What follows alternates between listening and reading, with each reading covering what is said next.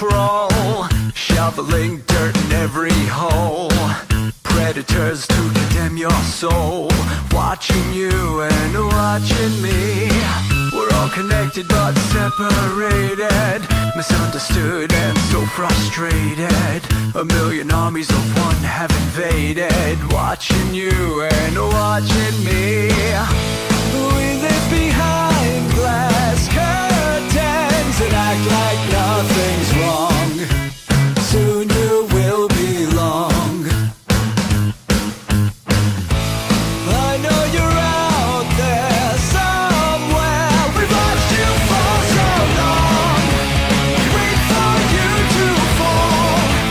We'll expose you all. I know you're out there somewhere watching me. Little brother wants to make headlines, be immortalized. Everyone's got an electric eye, we're the digital spies. They've watched you for so long. I know you're out there somewhere watching me.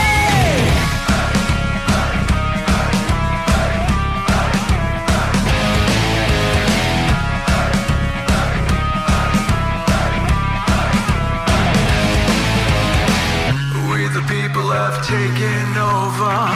We the people are little brother, standing by to dethrone each other, watching you and watching me. Paranoid, the lens is our weapon, desensitized in our lust for attention, democratized by our voyeur obsessions, watching you and watching me. Slaves to perfection, don't let them project you as you are. Feel your every flaw. I know you're out there somewhere. We've watched you for so long. Wait for you to fall. We'll expose you all. I know you're out there somewhere watching me. Little brother wants to make headlines, be immortalized. Everyone's got an electric eye, we're the digital spies. They've watched you for so long. I know you're out there somewhere watching me.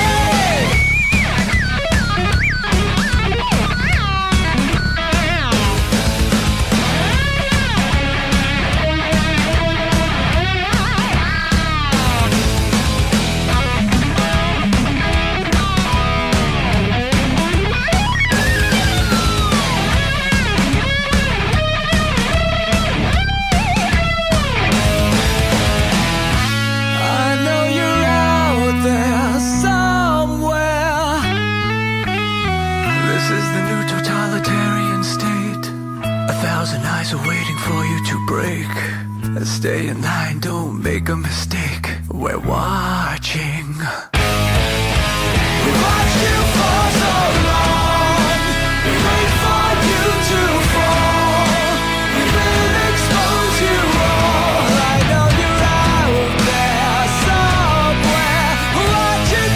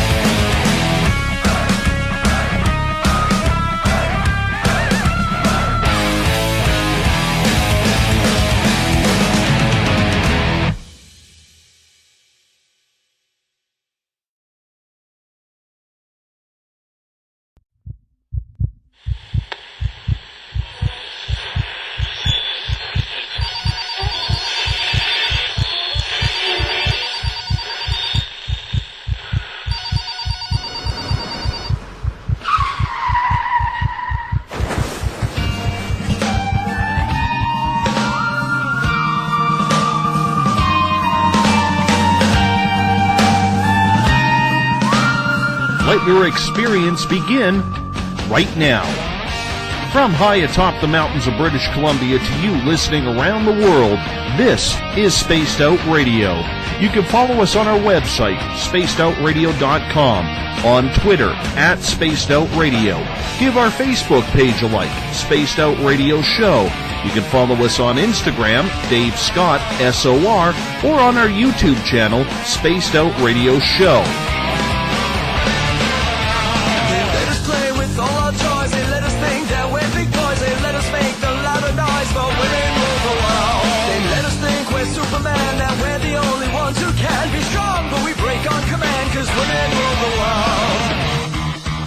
Buckle up, space travelers. It's time to go for a ride as we are live on Spaced Out Radio.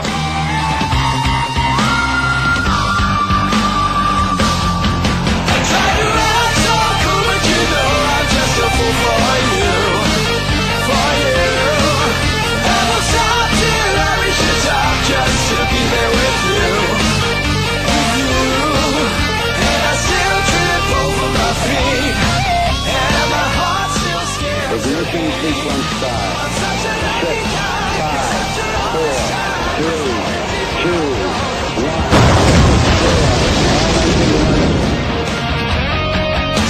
The deeper I go, the deeper I fall.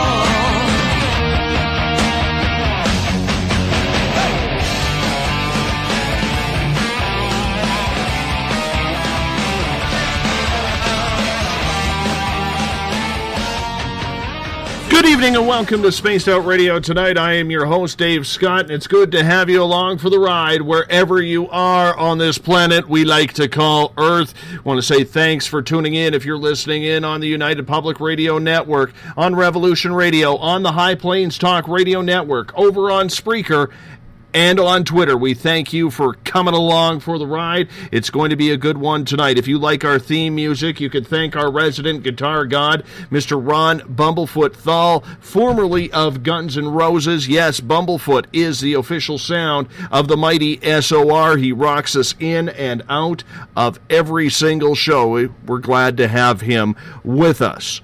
We're doing things a little bit differently tonight, and I'll tell you why.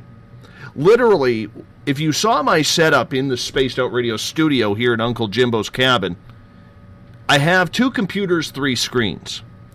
Well, you know those annoying Microsoft updates that keep you logging off? Well, we're into hour number 2 on my computer logging off. So I'm down a screen. I have no script. So I'm doing everything off the top of my head. We're going to see how this goes tonight. So bear with me. Yes, we are live right here in the Great White North, right here in Uncle Jimbo's cabin on this Wednesday night, early Thursday morning. If you are on the East Coast, it is chilly out here. Minus 24 and counting. Supposed to get to a low of minus 25 Celsius.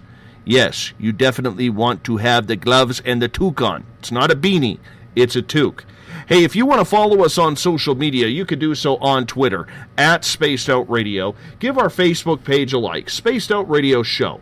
On Instagram, I can be followed at Dave Scott, SOR. Subscribe to our YouTube channel, Spaced Out Radio Show. Tune us in on TuneIn. Download this show and others on iTunes. And our website is spacedoutradio.com.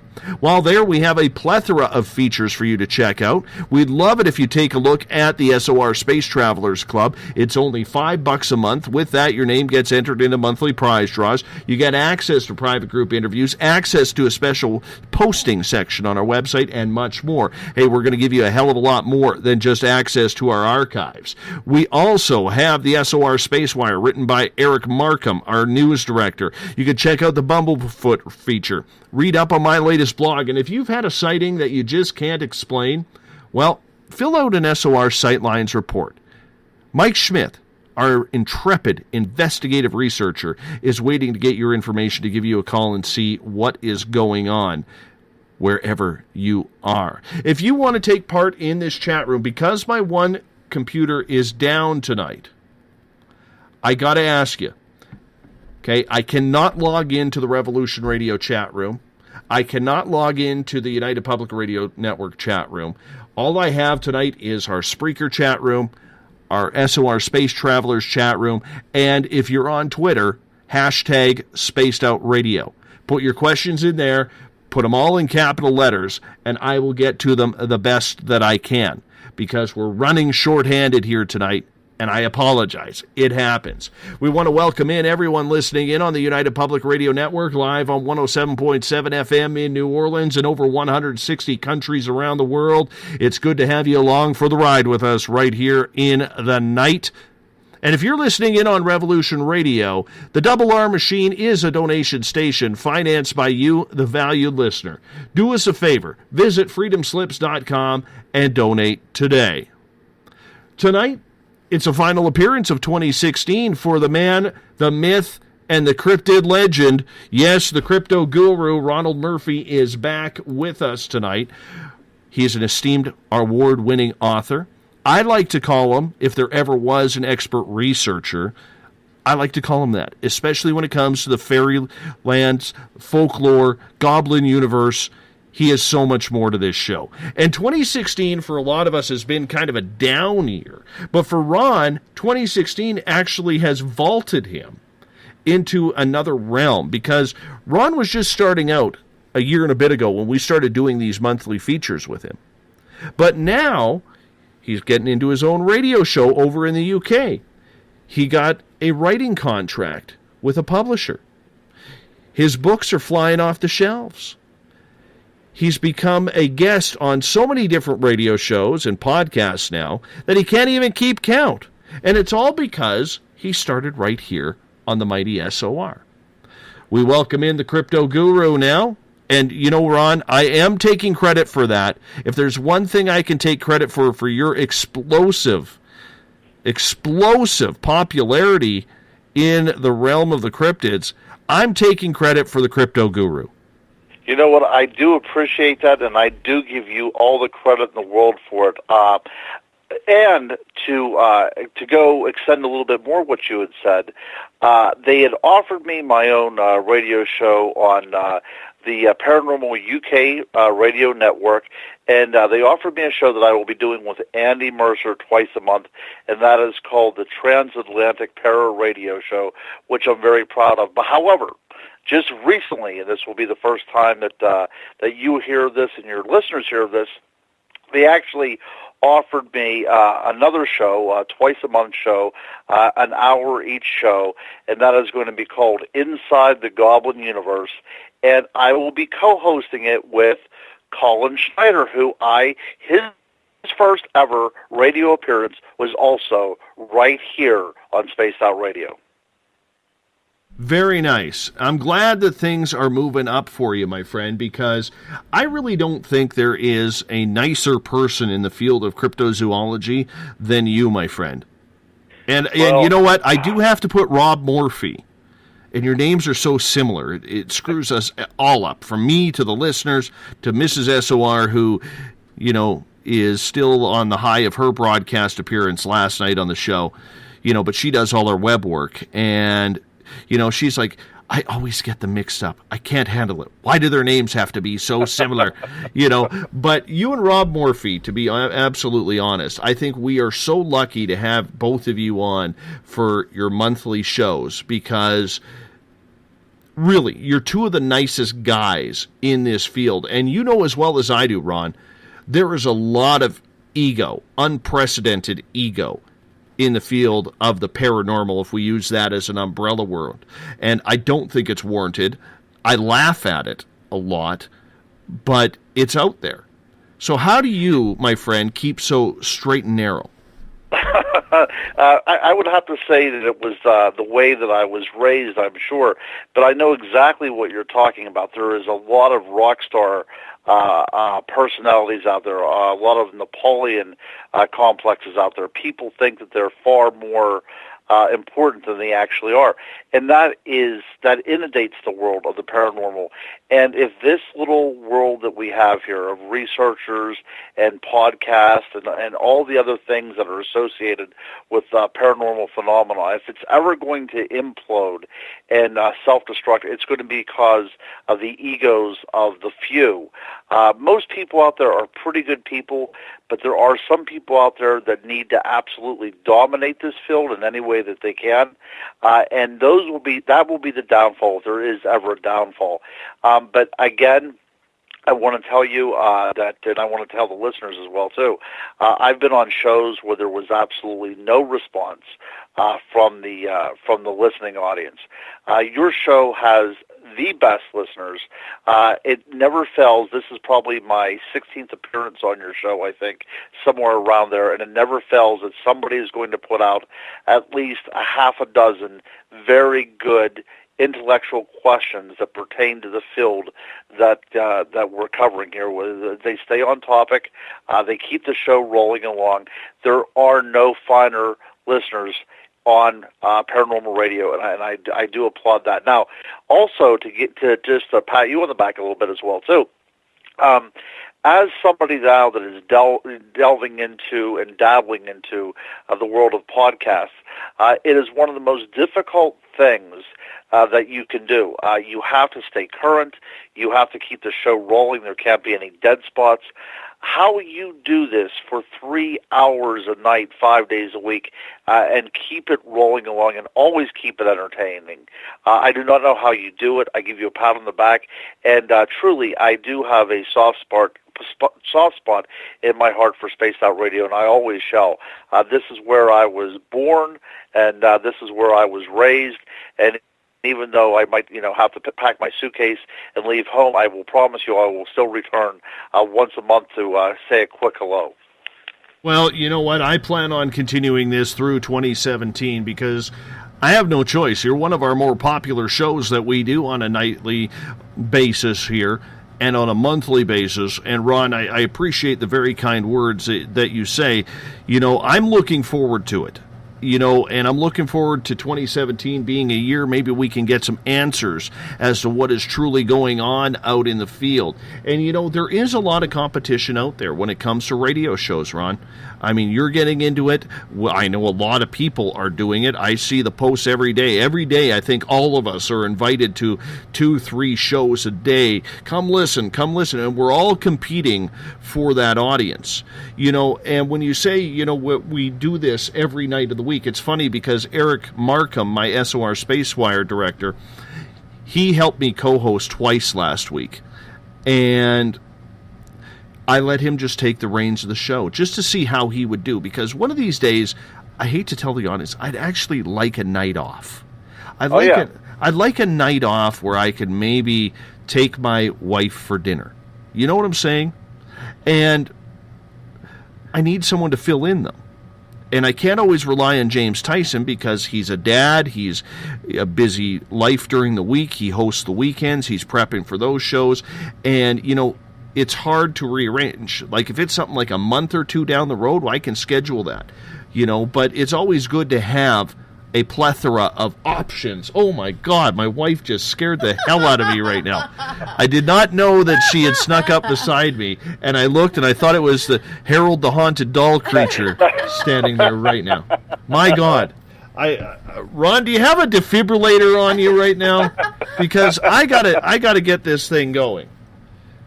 Yes, that was always a little disconcerting. My wife does that every now and then, too, because whenever you do a radio show, there's a necessary amount of intent into what you're talking about, and sometimes the world around you fades away. So it's a very abrupt kind of intrusion into this world that we have on the radio.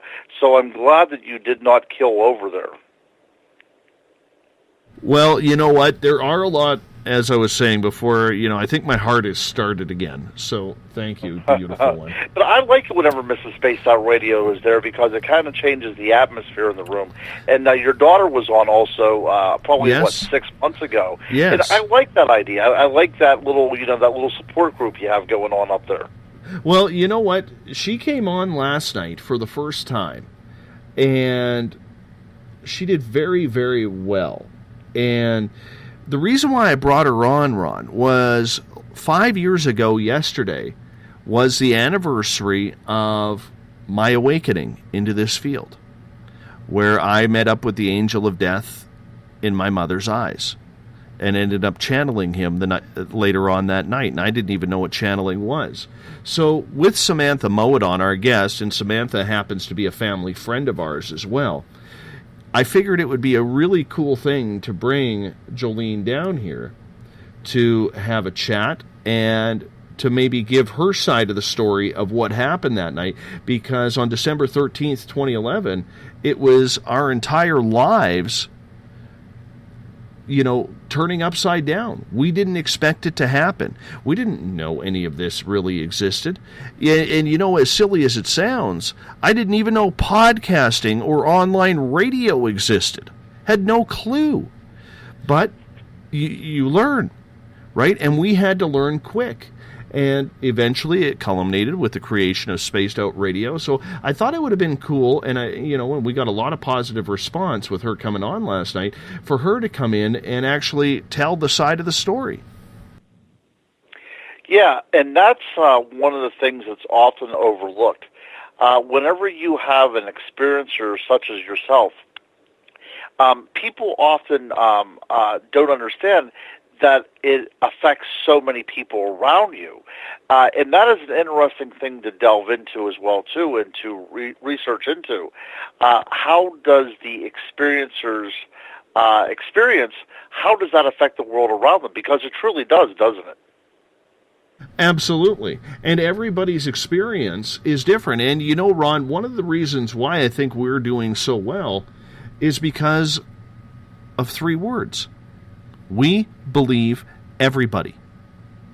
When a guest comes on this show, we may not agree with their opinion or their story, but we have to take it at face value because it is absolutely different to everyone else's. And just because it's different doesn't mean it's wrong. And the one thing that I have been kind of upset with when I listen to other shows or YouTube channels or whatever it is I hear these people interviewing a guest, they get the guest off the air, and then they start mocking him. Yeah, that's right. not, A, that's not professional. And B, who are you to say that that person's experiences are wrong? Who are you to say that because their experiences are different, that they're lying, they're making things up? I mean, it's obvious. I mean, you do it in research all the time. When you are looking for a source, you have to vet that source. You have to. Well, you do. And all this is very subjective. Somebody's experience, whether they're witnessing a ghost or, a cryptid of some kind, everybody's experience is going to be very subjective to what they put into it, what kind of stimulus that they receive, and how they process it. So everybody's experience is going to be so unique that one person cannot mock another person simply because it does not make sense in their mind. It doesn't make sense in my mind most of the time that I'm investigating these things either.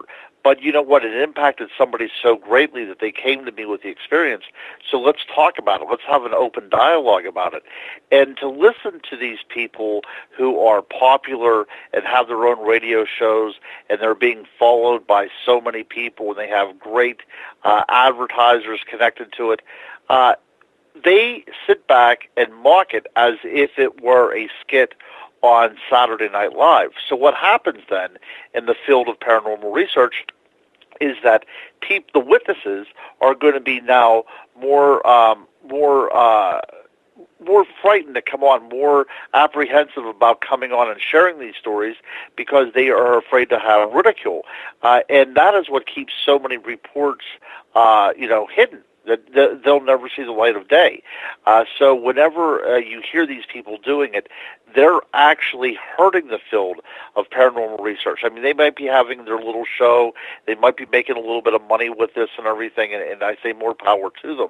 But they have to understand the more people that they mock, the more likely it's going to be that their show will be eventually canceled because nobody's going to be coming forth with anything. In order for us to get ahead in the field of paranormal research, we have to take every report that comes in at face value, and then we'll investigate and see what's going on.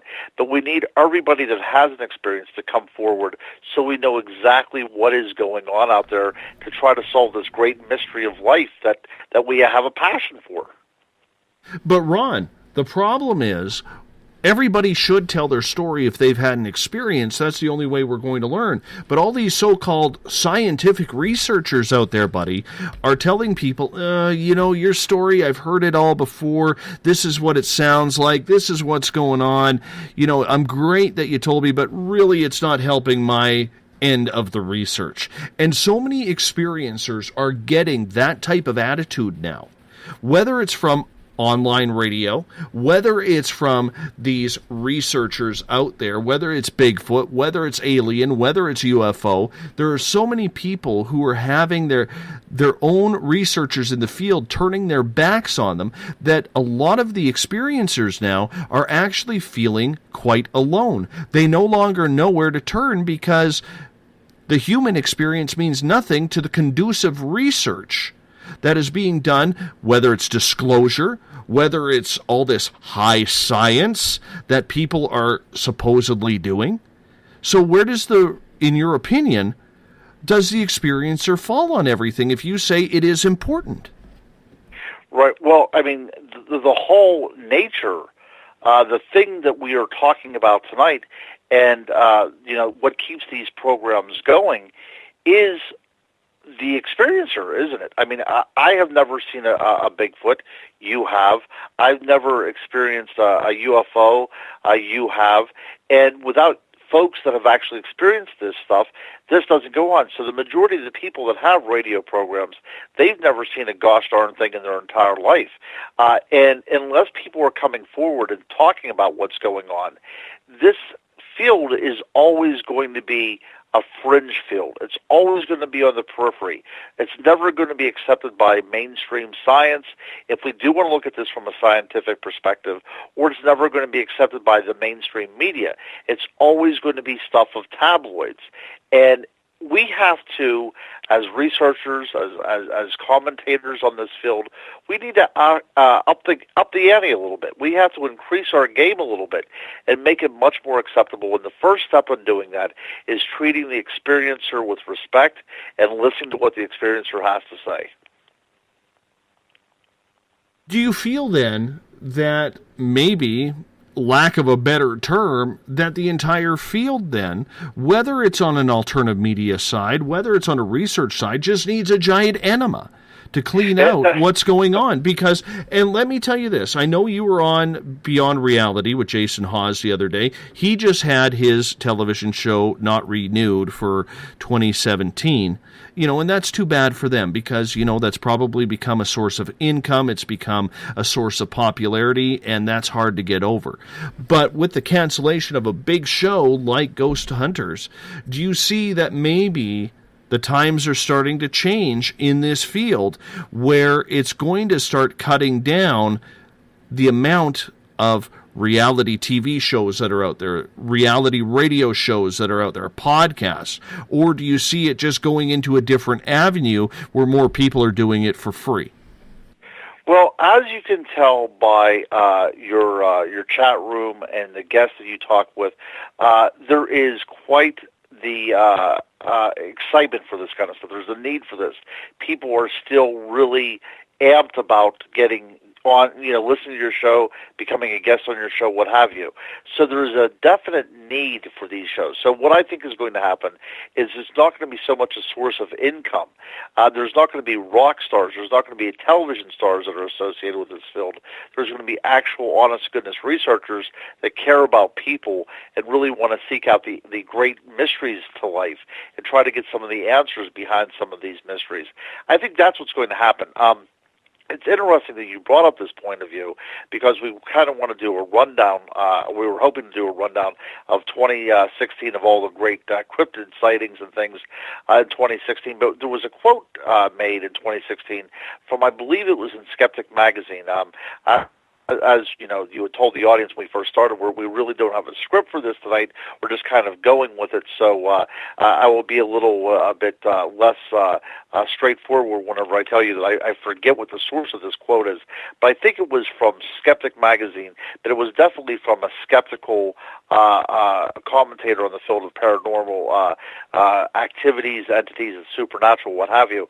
But this gentleman who made this quote said that the field of Bigfoot researchers will not be mocked by science, and it will not be taken down by skeptics. What will bring down the field of Bigfoot researchers is the researchers themselves, who will not share any kind of evidence and think that they are better than everybody else and think that they have all the answers. And that is what's going to happen in the field of the paranormal. You're going to get all these people out there that think that they're professional, they think that they are experts in the field, and they look at this, as they are scientific experts, as if you were, a physicist that knew everything about the motion of the planets, and they think that they know everything about Bigfoot or ghost. These are the people that are going to bring this field down. And I think that the cancellation of a thing like ghost hunters is a testament to that. And people do not want the prepackaged, glossy research that's filmed over 3 days. They make it into 42-minute highlight reel.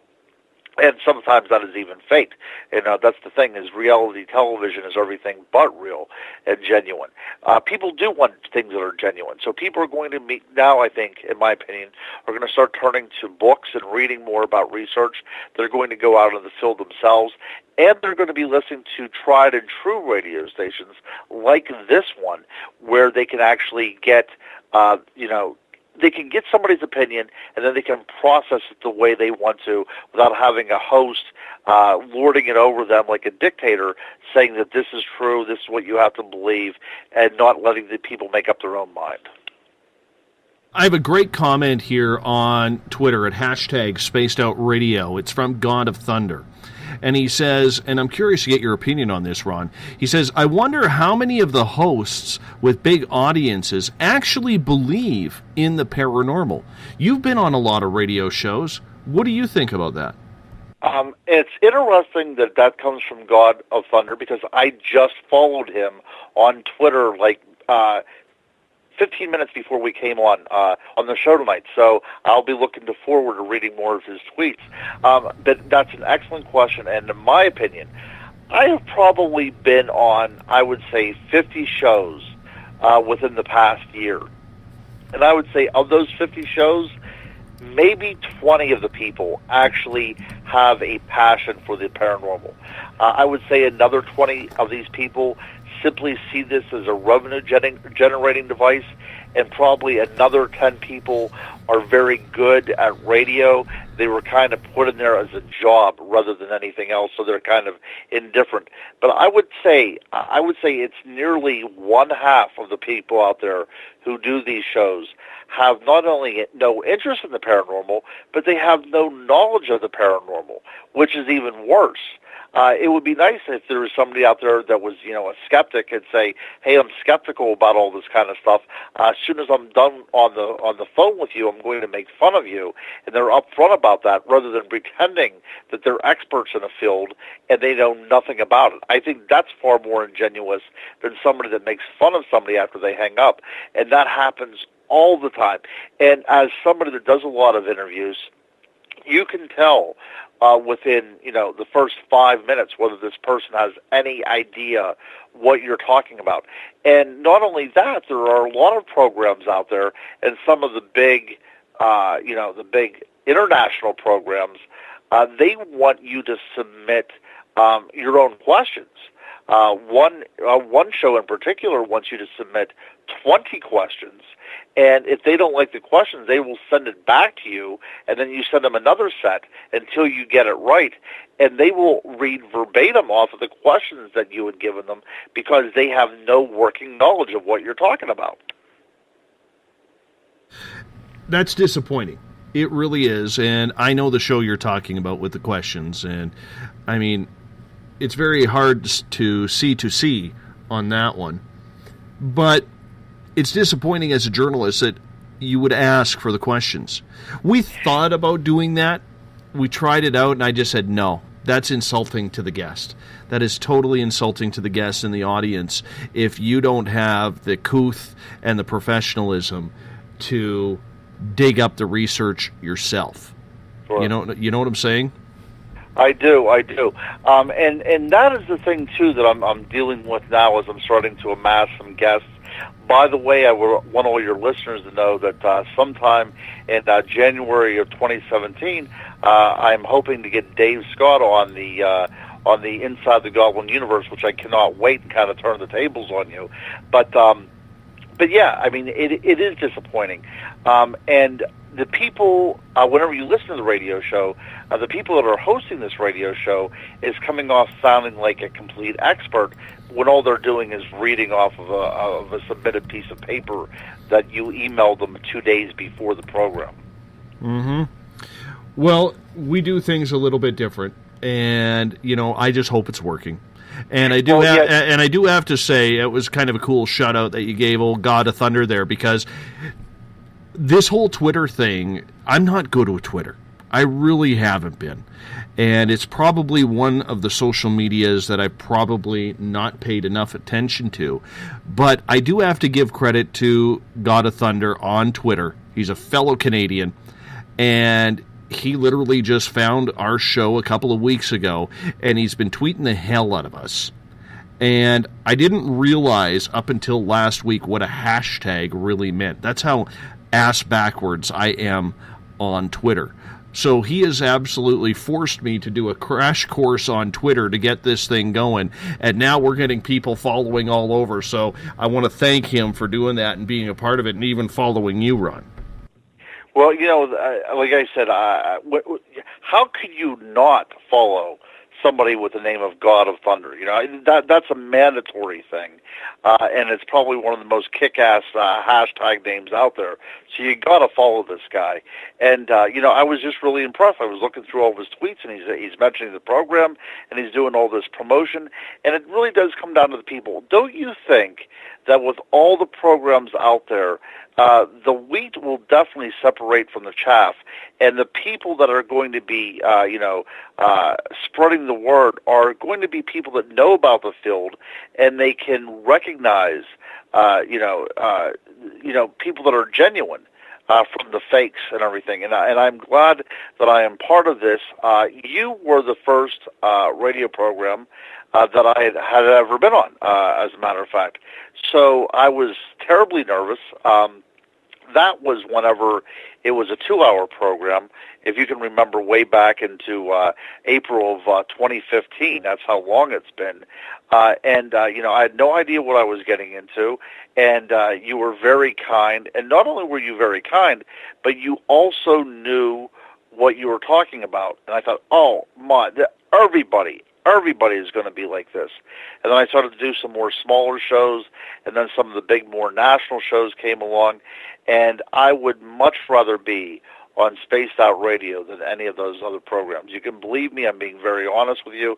I'm being very serious with you. Now, as a writer, I have to do a lot of media. I mean, that's the only way that I can go about selling books. You have to constantly be plugging yourself. But if you really want to get to, the root of what's going on out there in the world of the paranormal, your first stop must be Spaced Out Radio, because, in my opinion, this is this one show that's actually doing it properly. You're way too kind, my friend. You're way too kind. Well, I want all these listeners out there to actually, get a feel. And I'm sure, see, that's the other thing, too. Your listeners are in no way stupid people. They're not lemmings following the other lemmings off a cliff. They know about other programs out there. They probably listen to some other programs. But at the end of the day, they will have to admit that this is the best show on radio regarding anything that goes bump in the night. I hear you there, my friend. I hear you there. The only thing I'm looking forward to right now, man, is the temperature to warm up. I have to say this. It is minus 24 Celsius outside. Oh, my goodness. And, and you know what? It doesn't even snow when it's that cold. Doesn't even snow. And I'm looking forward to next week, because it's supposed to get up to about minus 8, minus 9. And you know what that means, Ron? Shorts? I don't know. Pretty close. Pretty close. What that means is I actually get to dust off my hockey skates and start playing some pond hockey. And, right. And you know what? I got to tell you this, and I know this is way off topic here, But I have to tell you, last year when we moved up north, I was able to cross off 2 of my bucket list items. In my 40-plus years, I had never skated outdoors. And I had never, my son was just starting to skate. And I took him out on a lake for the first time last year to skate. So I was able to cross 2 of my bucket list items off on one day there. And now I'm down to 1 bucket list item. And that is, I'm a Guns N' Roses fan. That's right. And when Axl Rose starts Paradise City, about 1:10 in, he'll blow a whistle. And he throws that whistle into the crowd. That whistle is the final item on my bucket list. And 2 years ago, on my birthday, I missed it because right at the beginning of Paradise City, this gigantic 6'5" jerk went and moved right in front of me. And guess what? The whistle hit him in the head. Otherwise, I would have had it. I offered him $1,000 right there, my friend. $1,000 in my wallet for that whistle. And he told me to F off. Oh, my goodness. Well, I think what we need to do is by we, I mean you, need to get Axl Rose on the program. I'm not sure if he has any interest in the paranormal, but I think that he would be able to talk to you for at least, 10 or 15 minutes and then explain to him that your need for a whistle, and I'm sure he will send you one. He seems like that kind of a guy. No, I can't. I can't get one sent. I need to get the song one. So, right. I need to get the song one. It's just not going to be the same, but that's okay. That's okay. Any word about when Bumblefoot's coming on the program? You know what? I tried to get him on Halloween when we had we did a live Ouija board session with Karen Dahlman. I don't know if you know who Karen Dahlman is, but she is just one of the foremost experts of the Ouija board. And we did a live Ouija board session for the full 3 hours, and it was just amazing. And I tried getting a hold of him that day to come on, and we just couldn't connect. And he messaged me the next morning, and he was like, dude, I am so pissed off. I missed that. I would have loved to have been part of that show. And he's like, we got to schedule something. I want to come on, and I want to talk to the fans of the show, and we'll go from there. But the one thing I will with him is I won't talk GNR with him, because when he left, he had a little bit of a sour taste in his mouth, just way too much, baggage there to go through. But we'll get him on one day. I do want to get him on, because he's a big believer in all of this. Yeah, see, and that's the thing. It would be nice if more people, more celebrities, would be open about this. Besides Jimmy Carter down here in the United States, was the first president to report a UFO. It would be nice if some people would come, step out of the paranormal closet and start spreading around some of their experiences. And I'm sure there's plenty of them out there. But somebody has to take that first step, and there is no one better than Mr. Bumblefoot. Well, you know who we do have coming on the air? February. I just booked her about a week ago. Do you remember the television show Grace Under Fire in the 90s? It was one of the hot sitcoms. I do. Well, Brett Butler, who was Grace on that show, we're going to talk Hollywood, and she is extremely psychic. I did not realize that. Yeah, so we have booked her for February 1st. And she's all excited. She's checked out the show. She loves the fact that we're Canadian, because she's never had a bad Canadian interview, in her opinion. Whatever that means, I don't know. But she has confirmed she will be on Spaced Out Radio on February 1st, which is kind of cool. So maybe that opens the doors. I think that's going to open quite a few doors up. That is amazing for you, and I think you should be applauded for that. I'm very excited. So I'm excited about that, too, because, all it takes is that one good interview, and you're off. But you know what, my friend? We should actually start talking some cryptids here, because I'm pretty sure people are getting sick and tired of us talking about the medium of alternative media here. So let's fire it up. Let's fire it up here. 2016, as we look back on the year, what kind of year was it for sightings and reports? It was a good one. And not so much for cryptids. Well, I guess they could literally be called cryptids, but there's been a lot of deep-sea exploration going on, and they've been bringing back some pretty weird-looking creatures, pictures of them and things. So if we could start on the year of review on cryptids, we'll start with some actual living, breathing, aquatic creatures that they found in the ocean. There was one octopus that had these huge eyes that lived in the abysmal depths of the ocean. So it was kind of curious that it would have eyes that that looked like it belonged on a terrestrial animal, but it was in the dark abyss of the ocean. That was one creature that was photographed in 2016. There was also a bluish, glowing. I guess it was. Thinking back now, I guess it was a jellyfish of some kind, but it was able to produce some sort of bioluminescence. There was a mysterious sea blob that was reported that kind of looked like it was described as looking like a psychedelic slinky, if I can remember correctly. So I'm actually looking up the name of the octopus right now, and it was called an octosquid. So if anybody ever wants to take a look at that picture, it was discovered in the Pacific Ocean in October of 2016, and it's just a fascinating-looking creature. There are things out there. We actually had a program, if you can remember, on sea monsters, devoted to just sea monsters. And, if there's things lurking out there, it's going to be definitely in the sea. So this is much more in the realm of science than the cryptids that we're researching that are terrestrial-based, because there are definitely sea monsters in the ocean.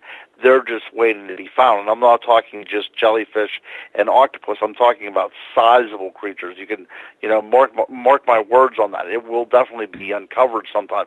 Maybe even a megalodon, one of these great sharks that were believed to have died out in the, they might have lived as long as the Paleolithic. They might have been around whenever modern man was around, so they might have been out of the picture maybe 40,000 years ago.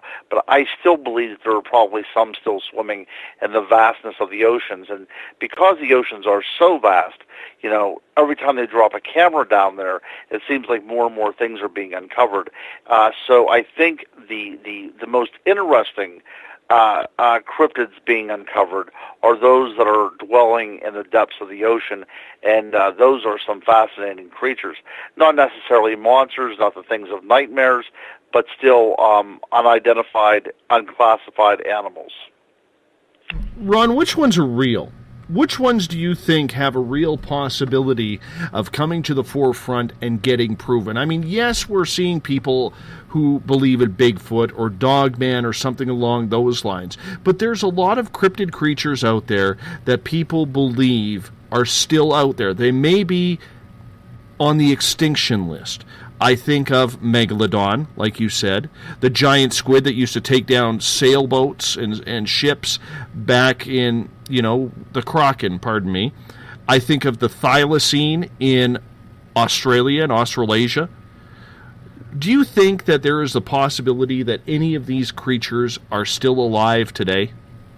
Yeah, I think if we're going to go terrestrial, I think the next cryptid that will be verified by science, and thus, it takes. It's unfortunate it takes science to verify what people are taking a look at. That people have been reporting. But I think the one thing that will be verified by science, possibly even in 2017, is the thylacine, is the Tasmanian tiger. I think that it will probably be uncovered. It's winter time down there now. It's summertime down there now. So, if it's going to happen, it might happen within the next several months. I'm not a psychic. I'm just going on with the research. And also another interesting thing that happened in 2016 is there were reports and a blurry photograph of what appeared to be a Tasmanian tiger. Because they were believed to be eliminated so recently, that I think that there's remnant populations still holding on, and as Australia kind of spreads out in civilization, they're going to be trespassing on thylacine territory. So I think that it might be this year and I'm hoping so. I think that they're fascinating animals. They're very interesting looking, and if you look at the one motion picture that they have of the thylacine in captivity, it actually breaks your heart to think that a magnificent animal like this could have been, shot to near extinction because it was raiding on sheep farms. But I'm hoping, keeping my fingers crossed, that in 2017 this will be the year of the thylacine. Well, there was a video that came out just a couple of months ago which showed what looked to be the rear end walking behind a house in some hedges, and it came out, like I said, just a couple of months ago. And I think the thylacine is the one that has the ability, along with megalodon, to come back into the fold, that they do exist. And I'll tell you, I think if we can find the thylacine, or the Tasmanian tiger, which a lot of people call it, I really do believe this could be a real eye-opener for a lot of people on this planet, that, hey, we're lucky to get this one back. We're lucky to have this one roaming around. We got to do something about this to rebuild the population, because with the amount of rodents that are running around in Australia, from kangaroos all the way to feral hogs and rabbits, I'm pretty sure they could use a predator to help take some of them down, and the thylacine would work perfectly. Oh, without a doubt. They're magnificent animals. These are things that, people talk about global warming and they talk about human interference. We can see within the photographic, the photographic history, that human beings were solely responsible for the destruction of the thylacine. I mean, that's a proven fact. So we are causing a lot of chaos in this earth. There are things that are vanishing constantly because we, as human beings, don't deem them important, and they deem progress to be much more valuable than keeping an animal alive. Now, I'm of the opinion, and this might sound a little new agey, but I'm definitely of the opinion that Earth functions as a living organism. There's the Gaia theory that the Earth is a living entity of some kind. I don't know if I go quite that far, but I do believe that the Earth is a living organism, and everything on this planet, any kind of ills, maladies, diseases, there is going to be a cure within nature, because I think that that's just the way things work. If something is on this planet that can kill you, there's something on this planet that will be able to heal you. And I am of the opinion that it's possible that some of the cures for some of the most devastating diseases may have been plowed over or clear-cut or burned over in some remote places of the rainforest that were destroyed to put in sheep farms or put in row houses or whatever. But I that is one of my fears, that as humans spread out more and more, that they are destroying things that would actually help humanity in the long run. I hope that is not going to come to pass. I hope that we do have enough sense that we need to stop what we're doing right now. And I think if the thylacine does indeed come to the forefront, and it is proven that it still exists, this will be a great poster child for the conservation movement. I agree. What about the megalodon? We've had a couple of instances recently where films have said that, or shown that there have been a couple of big sharks. There was one near an underground pipe where the shark was said to be about 40 to 60 feet long. There was another one on an oil rig that Eric Markham in the Spaced Out Radio chat room on Spreaker had pointed out in regards to being about another 60 feet long, and these look nothing like whale sharks. And then a few years ago, in one of the nets that patrols the Australian coastline from sharks getting towards shore, there was a great white caught up in the net, and it was literally bitten in one bite from neck all the way around to the other side of the neck. And They said it had to be at least a 40-foot shark in order to make that bite in one bite. Do you think there's some big bastards still swimming in the oceans out there right now? I do, absolutely. And those are all tantalizing proofs, or tantalizing, tidbits of the proof that probably does lie right immediately under our waves and the vast oceans of the world. The great white shark that was bitten in half, if I'm not mistaken, I think a lot of people try to blame killer whales on this, or things of that nature, a pot of killer whales ganging up on the thing. That's because science doesn't like to think outside of the box and consider the possibility that a species of giant shark that did exist in real life at one time, that we're not making this up, that it could still be out there. They don't take that into consideration. So the whale shark is another proposed thing, that these are misidentified whale sharks that are being filmed. And I know about the films that you're talking about, but you're right. It does not move like a whale shark. It has a different morphology than a whale shark. That being said, great white shark and the megalodon probably look very similar. So people might have been witnessing megalodons for years, maybe 100 years, maybe even, photographing them, maybe even catching juveniles and not realizing exactly what was going on. And I do believe, my mother also was a firm believer that the megalodon is still lurking out there someplace.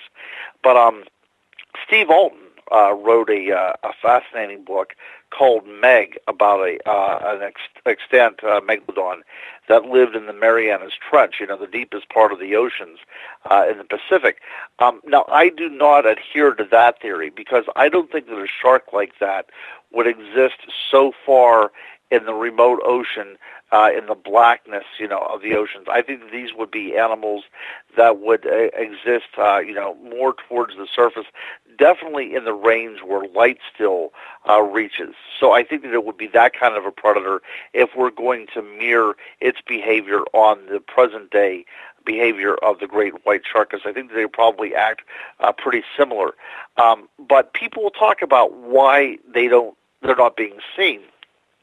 My opinion is that one of the reasons why they're not being seen more is the oceans now are like highways, and there are shipping roads and shipping lanes, and they're used time and time again, repeatedly. So certain animals, I think that it's just become part of their behavior to avoid these kind of things, whether it messes up some sort of sonar or echolocation system or what have you. And great white sharks are known to emit an electrical field in which they can sense their environment. So it's very possible that some of these great ships are messing up, the sharks' electromagnetic signals, so they simply stay clear of them. But that's not to say that they don't exist. But I do think that the megalodon is still out there roaming the waters, feeding off of, giant whales and giant squid and all that stuff. And why not? It had in the past. Again, like I said, this is not the stuff of science fiction. This is the stuff of fact. And just because they are believed extinct by science doesn't mean that they're still not out there, because science, at the end of the day, can't know everything. I'm going to tell you right now, our resident scientist here, Eric Markham, has a very good point to make on this. And we only have about 2.5 minutes before we got to go to break here. And he says it would have to be anywhere near there are prey items, seals, other whales, other sharks, whatever it could wrap its teeth around, And thank God, hopefully it's not human, because we would be just an appetizer to them. And that's the reason why I don't go in the ocean, unlike Eric, who goes diving all the time when he can. But the whole point is, it has to have a food source. And considering how much it probably had to adapt to the ocean temperatures, the ocean currents, and man's use of the oceans, I still think that maybe this creature has been able to go deeper than what it may have been used to in the past before man started the invasion of the waters.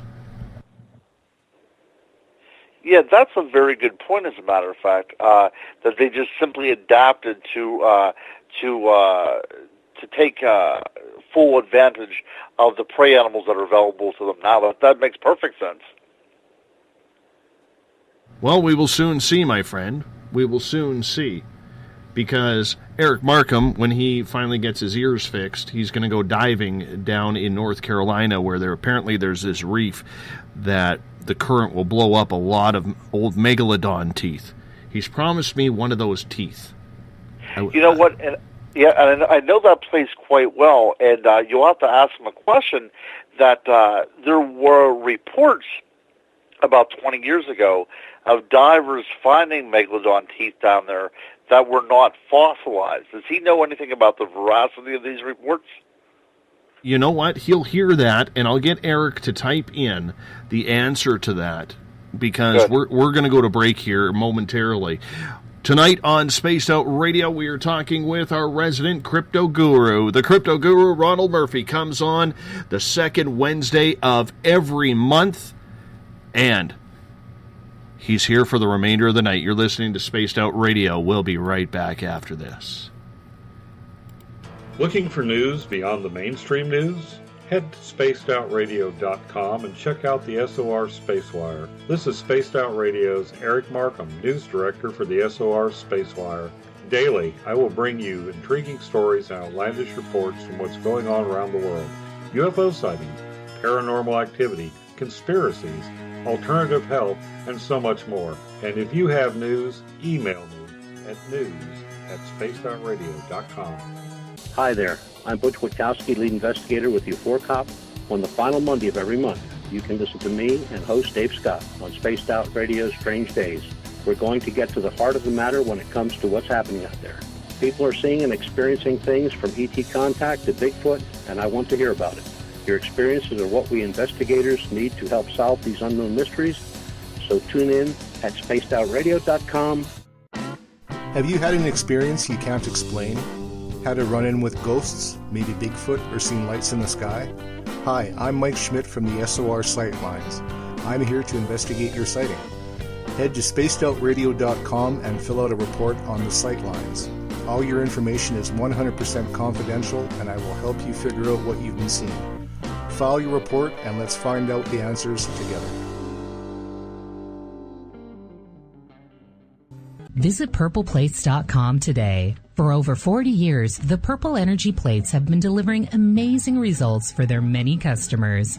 Inspired by the great genius Nikola Tesla, the harmony, healing, and energetic effects of the plates have proven over and over to be beneficial and often miraculous to thousands of customers. With their money-back guarantee and the many benefits, how can you afford not to get one?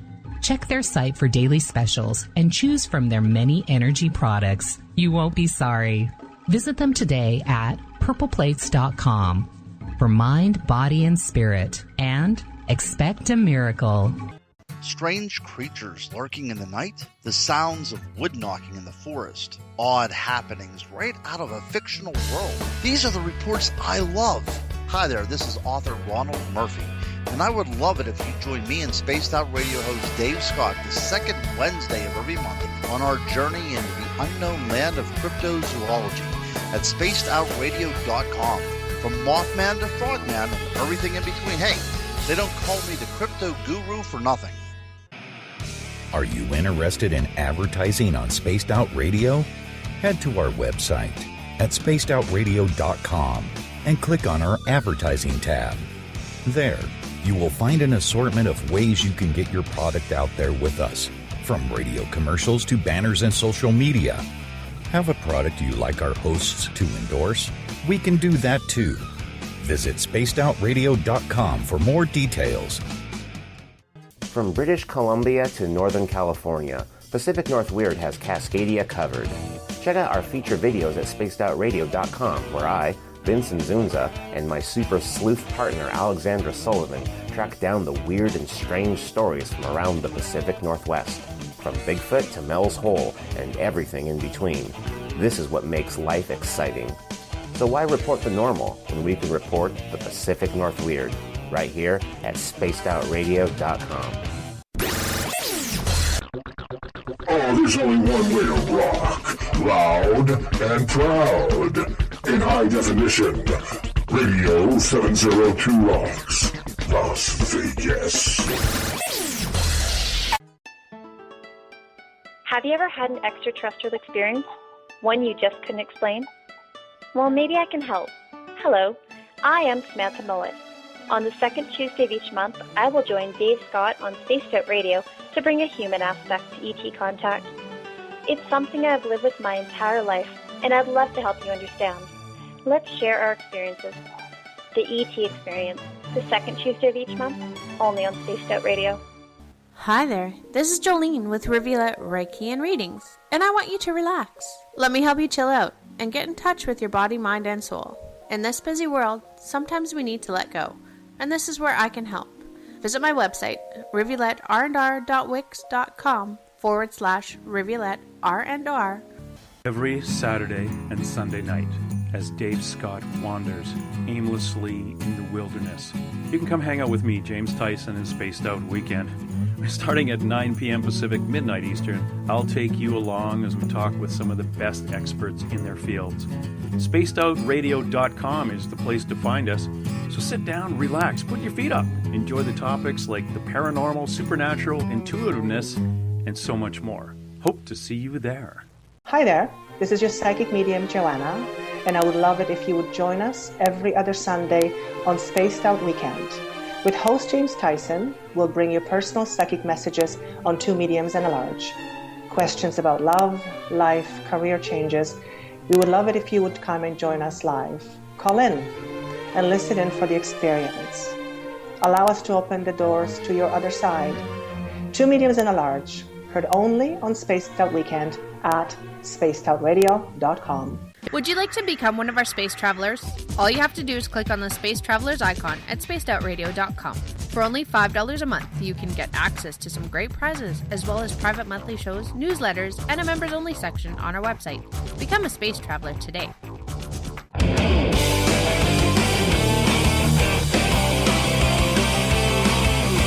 Do you have a topic or a guest that you'd like to hear on Spaced Out Radio? Let us know at spacedoutradio.com, where you can sign up to become a Space Traveler member today. Or you can find us on Twitter at Spaced Out Radio and on our Facebook page, Spaced Out Radio Show. I know Gloria is loving that song. It's a good one. Mr. Ron Bumblefoot Paul, our resident rocker here, who brings us in and out of every show.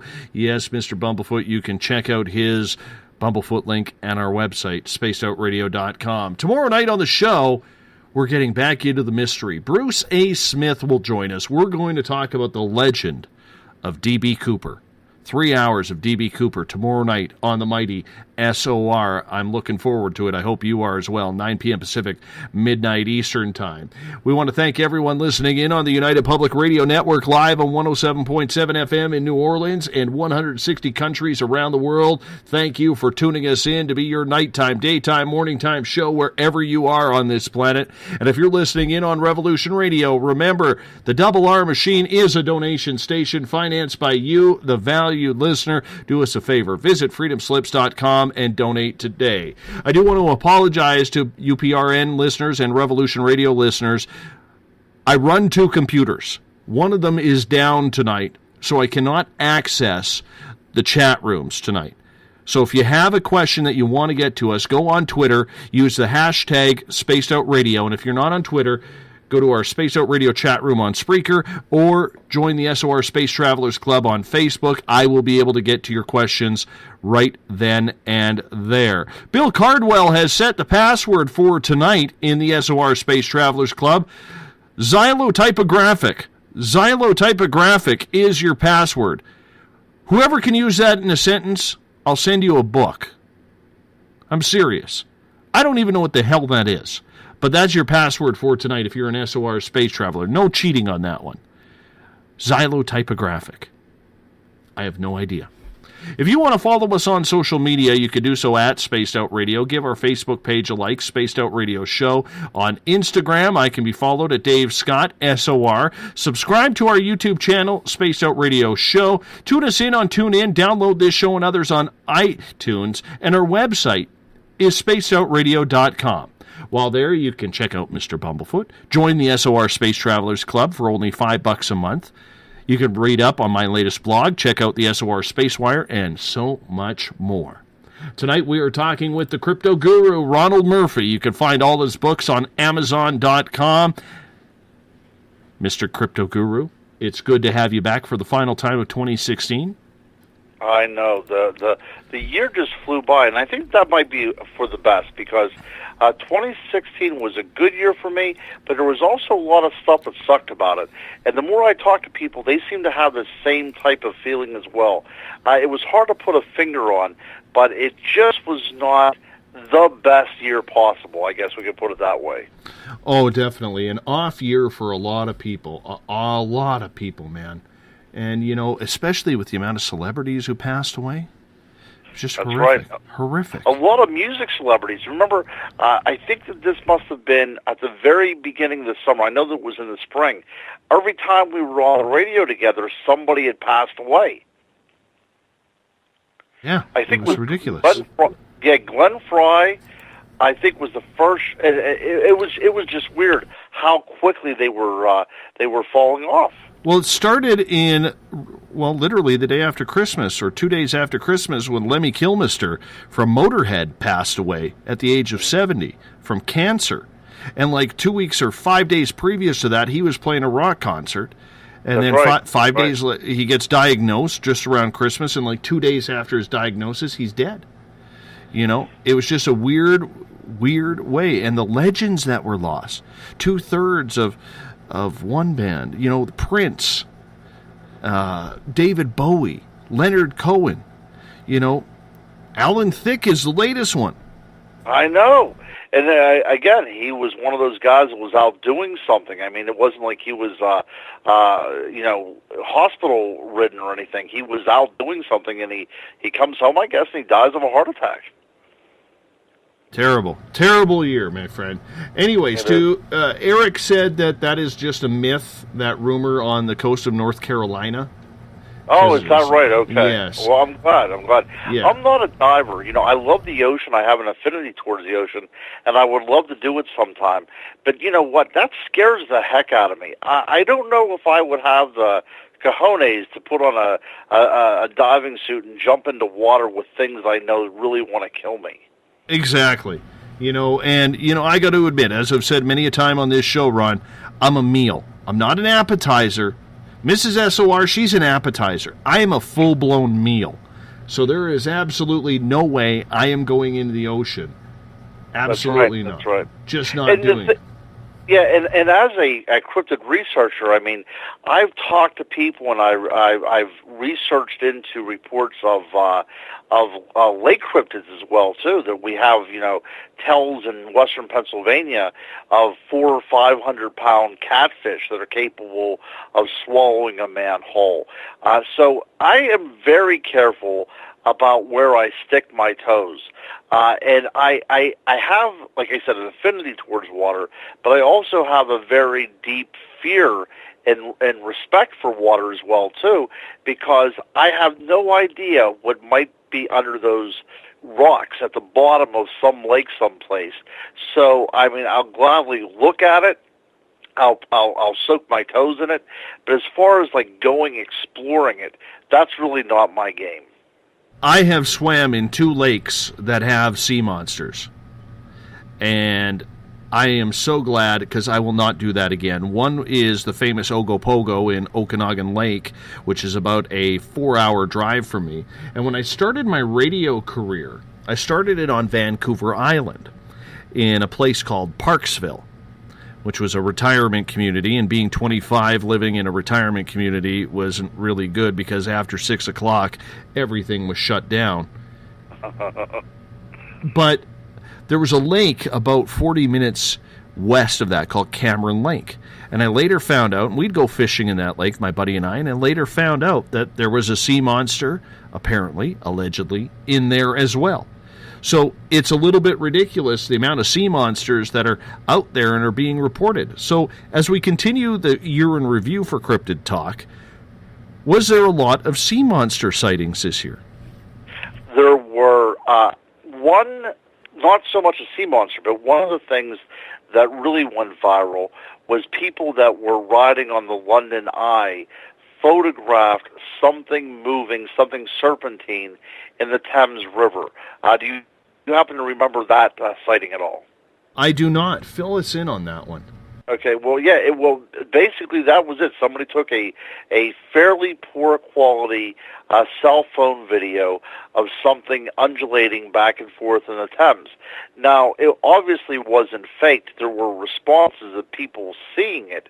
They were responding to what they were seeing, but it looked for all the world like there was a very large snake-like creature, a sea serpent, for lack of a better word, trolling through the Thames River in downtown London. That's a little too close to home for a lot of Londoners.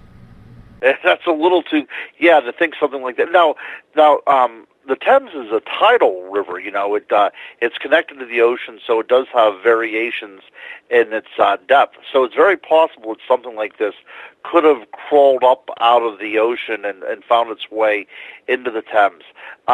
So when we talk about lake monsters, Loch Ness Monster to me makes sense as well, too. And I have had the opportunity to study at Loch Ness one time whenever I was back in graduate school.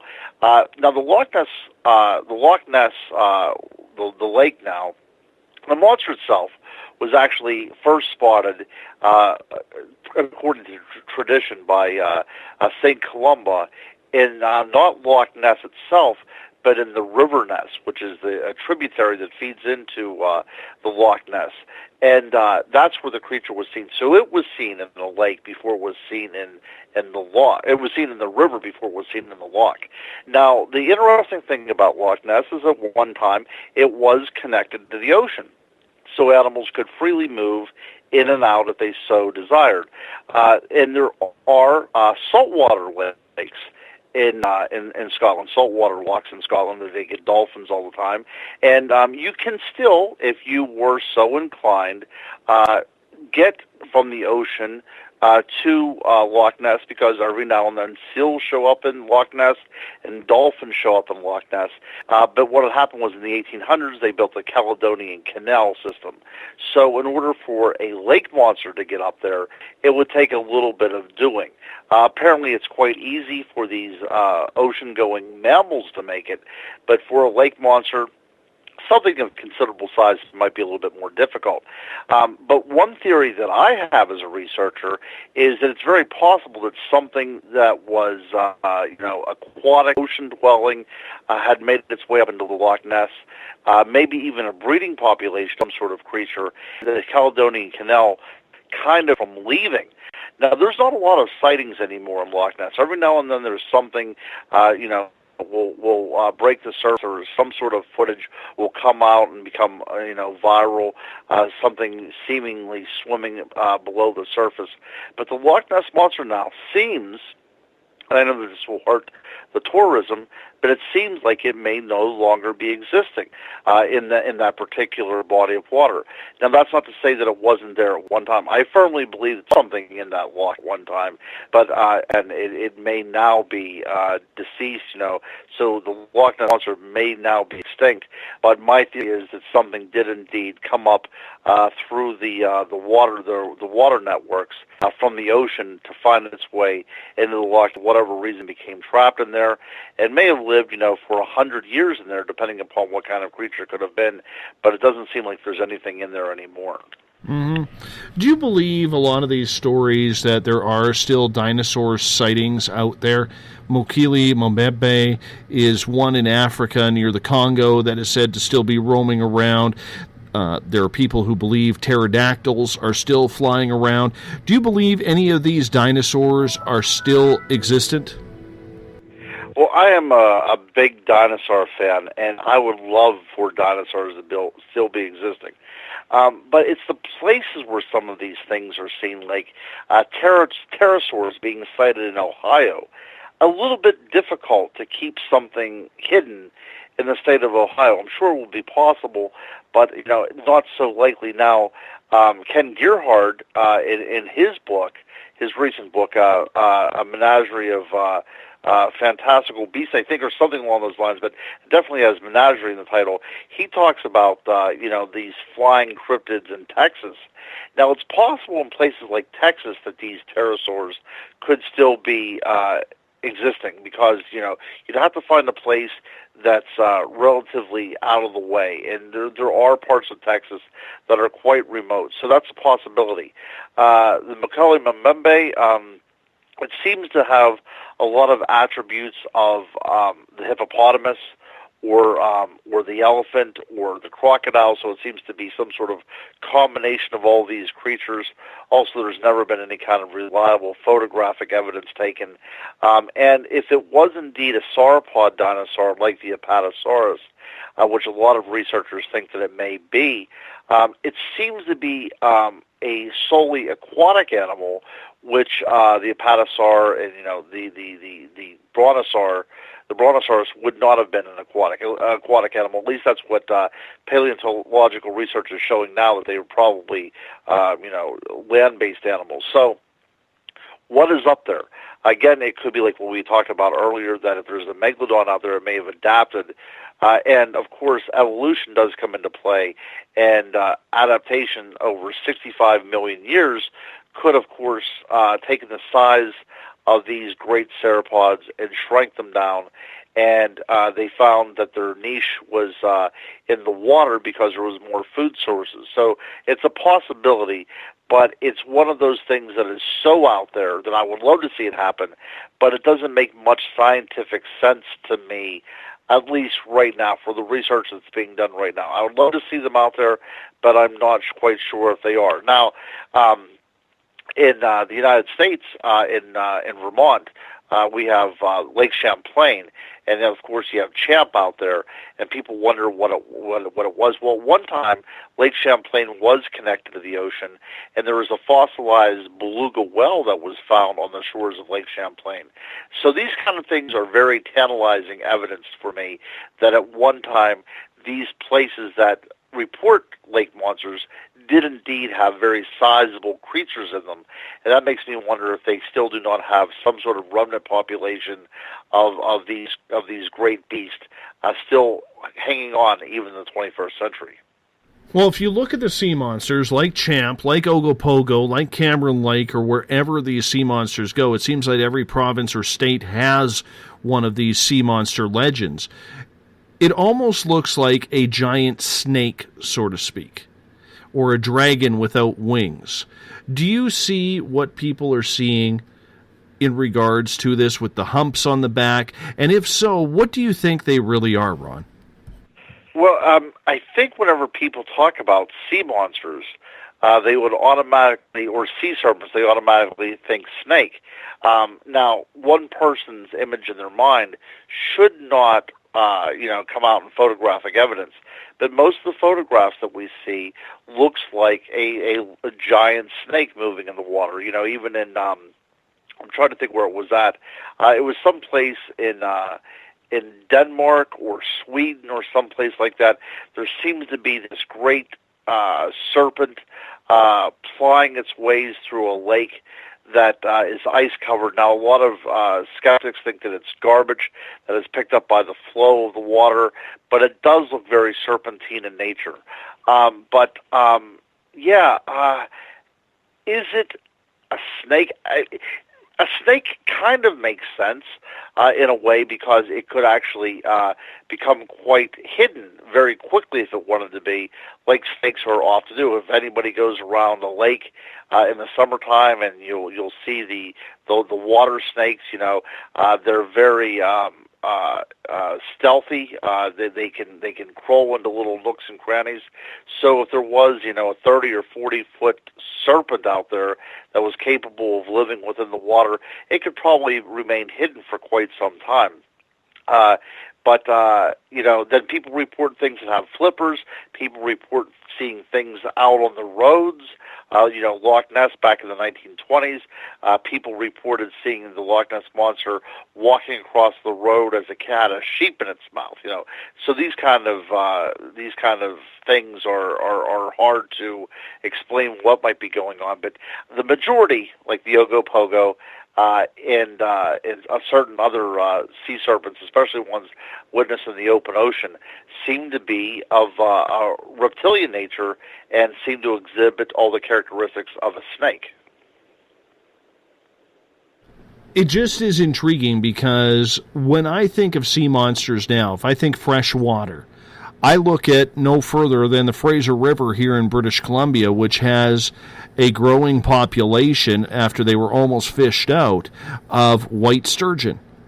And there has been reports those white sturgeon get up to 16, 18, 20 feet long, up to 2,000 pounds. That's the size of a great white shark, right? And their mouths are like hoovers. Literally, they're bottom feeders, and they just suck up everything that's on the ground. It doesn't matter what it is. They're a great cleanser of the ocean or the rivers that they are in. We know in Russia they've almost been fished to extinction out there because of the price of caviar. And when I think about it, I think freshwater sturgeon or maybe giant catfish. Do you think those are more logical situations and explanations comparatively to what people are seeing with a sea monster? Sure, and that is the case, isn't it? That these might be creatures that actually do exist out in the world, and we can't comprehend it, so we kind of mythologize them because they do not fit into what we think should be living in these kind of waters. Now, sturgeon is an excellent contender for the culprit behind a lot of these sightings. Lake Champlain, for instance, has sturgeon in it, and I've done research before up in Minnesota and Wisconsin, and the lakes up there have sturgeon in them as well. So that's a very strong possibility. Also, some sort of gar fish, though these kind of alligator gar with very elongated snouts. They're very cylindrical in shape. So that kind of a creature seen around a river or a lake might be misidentified as a snake because its body appears to have scales on it. So it's very armory, and it would look at first impressions as a snake. And now in Texas, these creatures can get quite large, 10 feet long in some cases. Now, that being said, there are also freshwater rays that we could take into account, and possibly even eels, which I think a lot of people really do need to focus on. They are very serpentine in appearance, and they are in the world's fresh waters. But they also spawn in the ocean as well, too, and some of these can get to quite a large size. So it's possible that we have oversized eels in some of our lakes and rivers around the world, and these are misidentified as a snake that is of unbelievable size living within these lakes and streams and rivers. So you believe then a lot of these sightings, whether it's Ogopogo, Champ, are more legend than they are an actual creature of unexplanation? Well, I actually think I'm one of these kind of people that think that legend has its genesis in some fact. Now, these creatures may no longer be living to this very day, but I am a firm believer in Native American legends that talk about sea serpents or talk about wild men were based upon actual events of some kind that actually became legend over time. So I think that whenever people talk about sea monsters, especially whenever you go back, thousands of years in some cases, talk about certain lakes and certain rivers and certain bodies of water having an animal spirit in there, some sort of river god, because the human mind cannot wrap itself around some of these creatures because of their size or their behavior. I think that a lot of these legends are based upon actual animals that may no longer be in existence anymore. They might have simply died off because of, low numbers of reproduce or human encroachment or what have you. But I think the vast majority of these legends based upon lake monsters, river monsters, and sea monsters all come from an historical eyewitness, an historical experience with a true creature. Mm-hmm. Yeah, even the idea of the Kraken that you had talked about earlier. The Kraken, yes.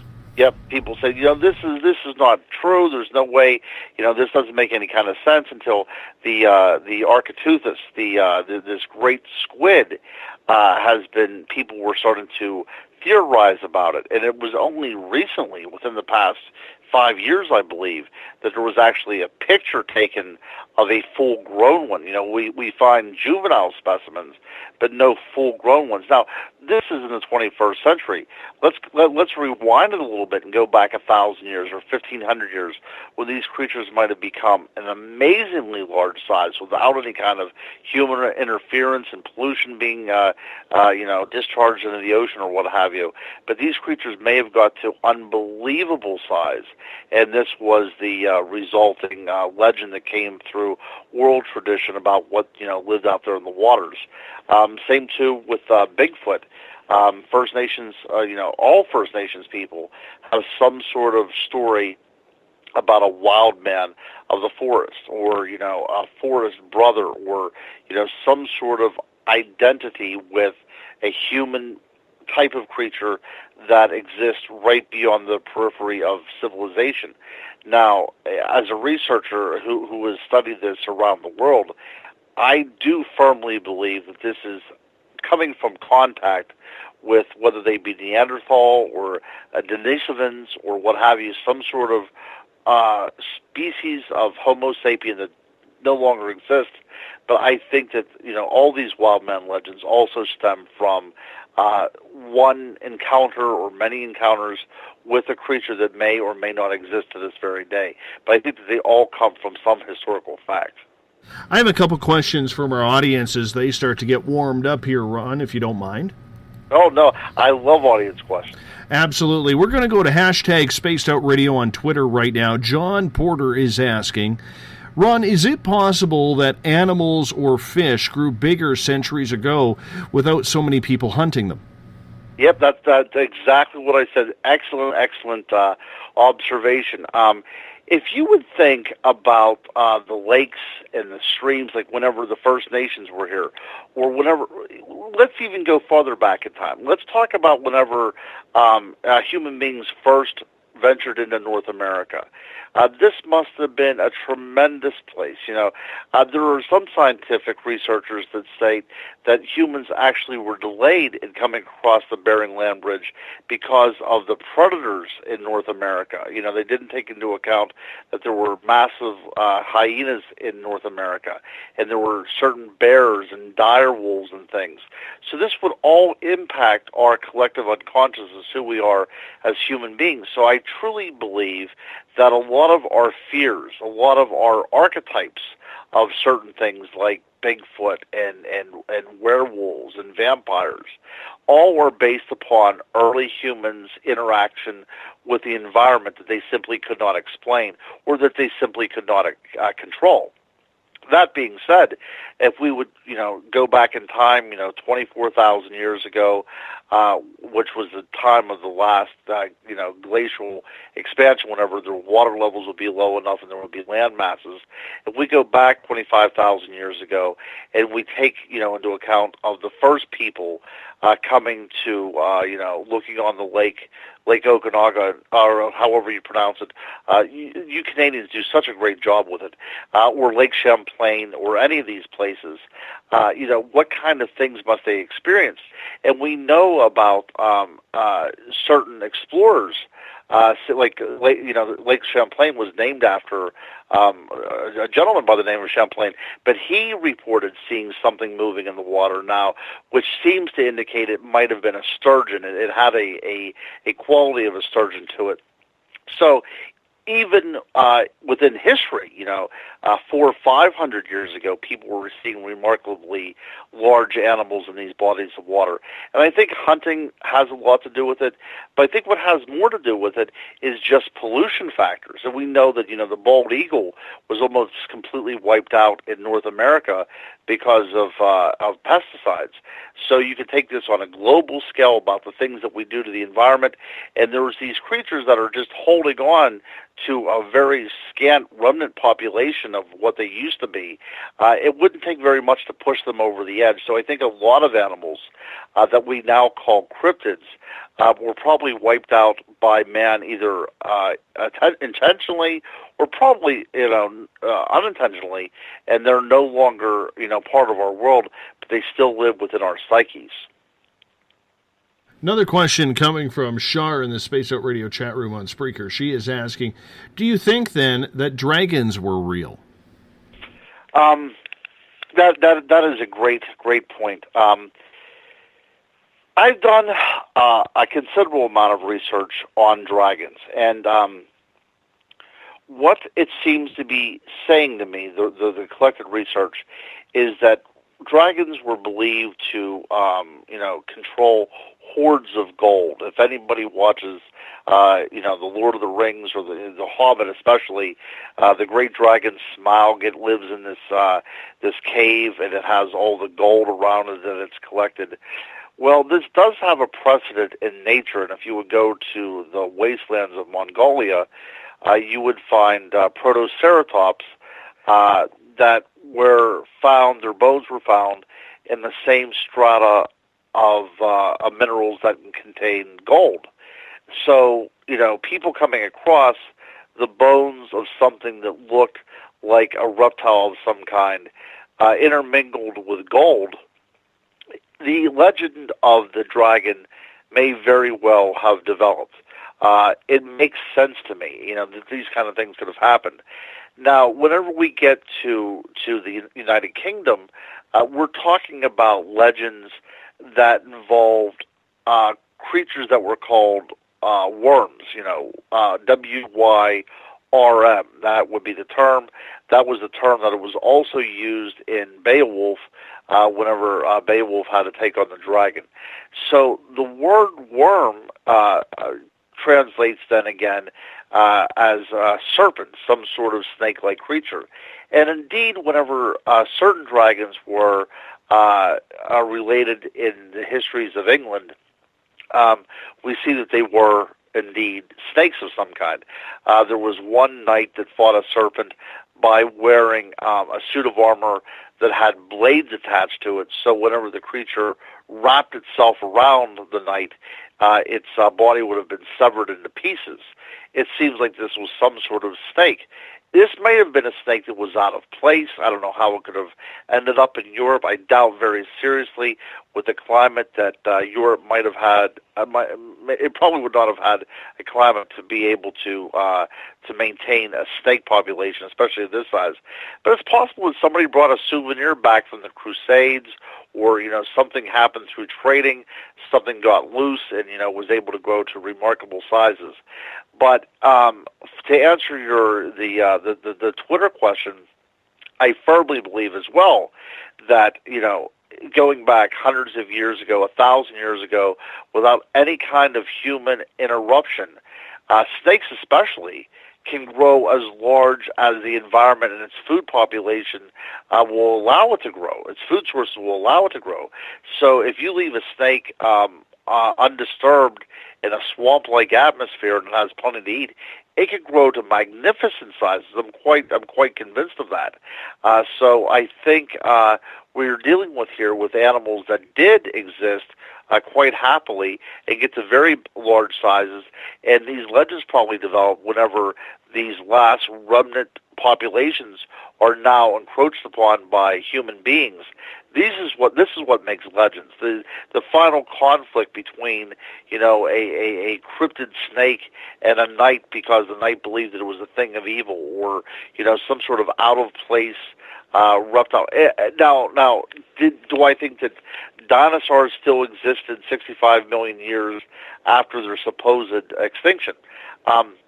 I'm not sure about that, but if birds exist nowadays and people believe, mainstream science thinks that birds are directly evolved from the dinosaur, then why not? Why could you not have some sort of transitionary phase of a dinosaur,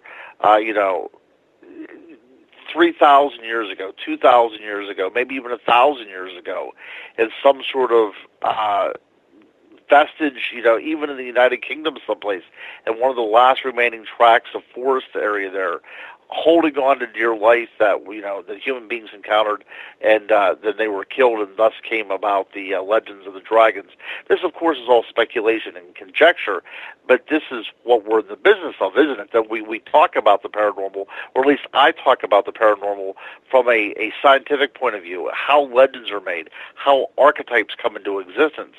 And to me, archetypes come into existence whenever a human being confronts something in the environment that it simply cannot explain. And the archetype of the dragon may well indeed have come about by a human being coming in contact with a dinosaur that still existed up to 3,000 years ago. Shar wants to then know, in a follow-up, where then did the whole legend of the fire-breathing dragon come from? See, that's a good question.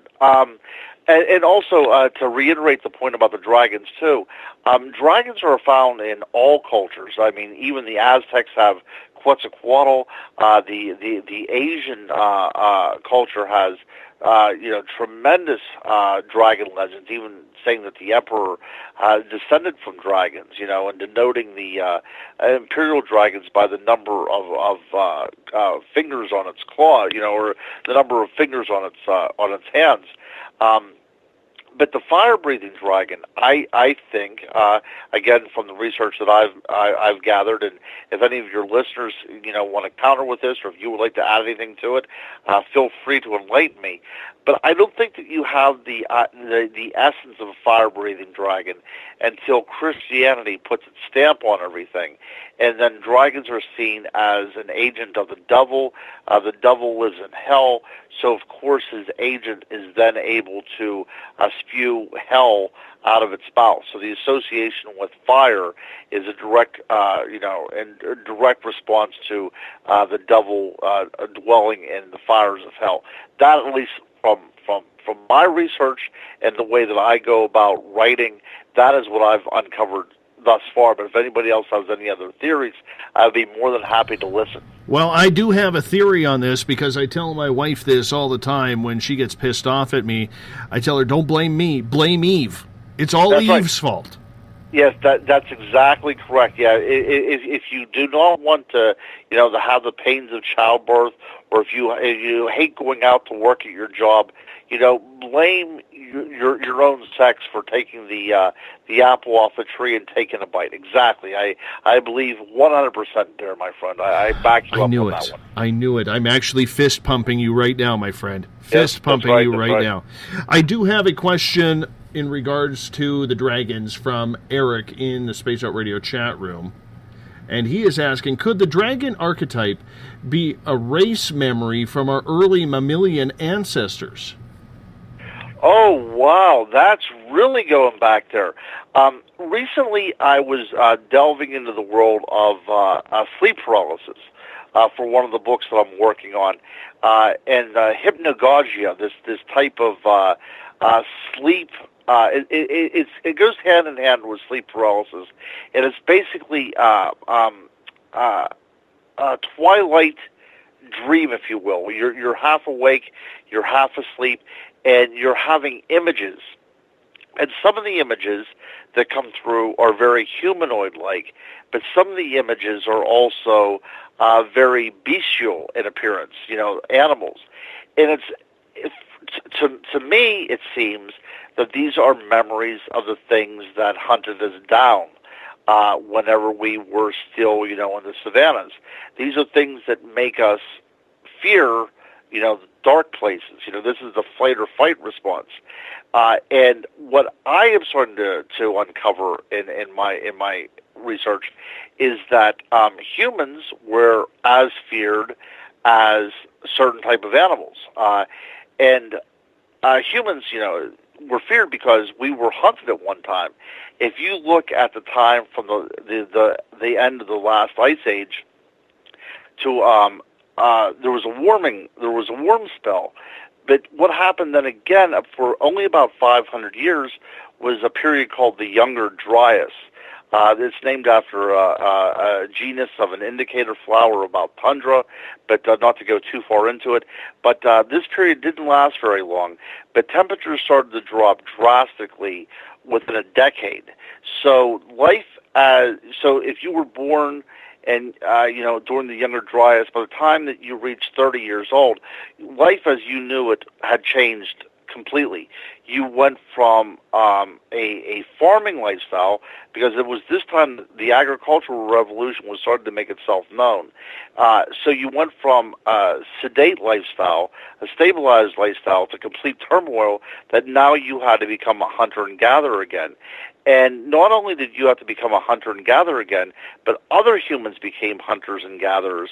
And not only did they hunt the same game you were after, some of them even hunted you. One of the great sites in England is a place called the Cheddar Gorge, where we get the name for cheddar cheese from. There was a cave there that was excavated, and there were three skeletons found within their fossilized remains. And this dates probably about 11,900 years ago.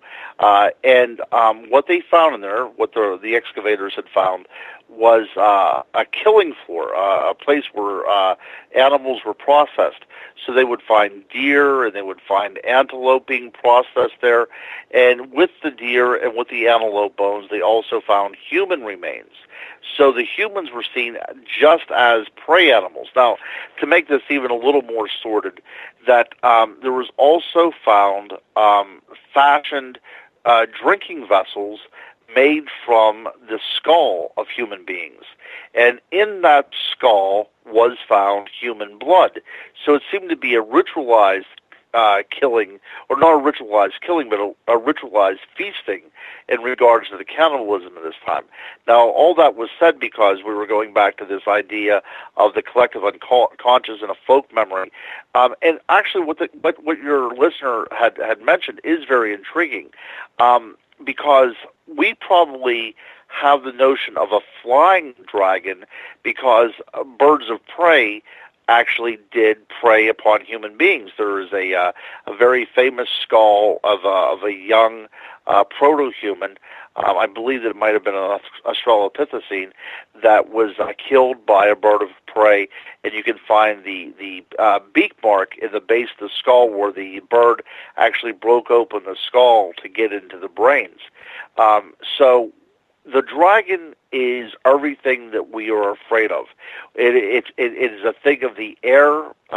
We have the natural fear of reptiles, of snakes, and it all comes into play in this one amalgamation of the dragon. And I think that whenever you give it the appellation of a fire-breathing dragon, you're saying that it's something of evil, it's something from of hell. But it's very possible that if you go very far back to the very beginning, even before humans, we're talking about these little rat-like, shrew-like animals that would eventually become human beings to this very day. Is our DNA capable of imprinting, the certain fears that were inherent in the animals at that time? And this would just be nothing but instinct. And I think that's so intriguing, I think we should look into it. I truly do. I love that idea.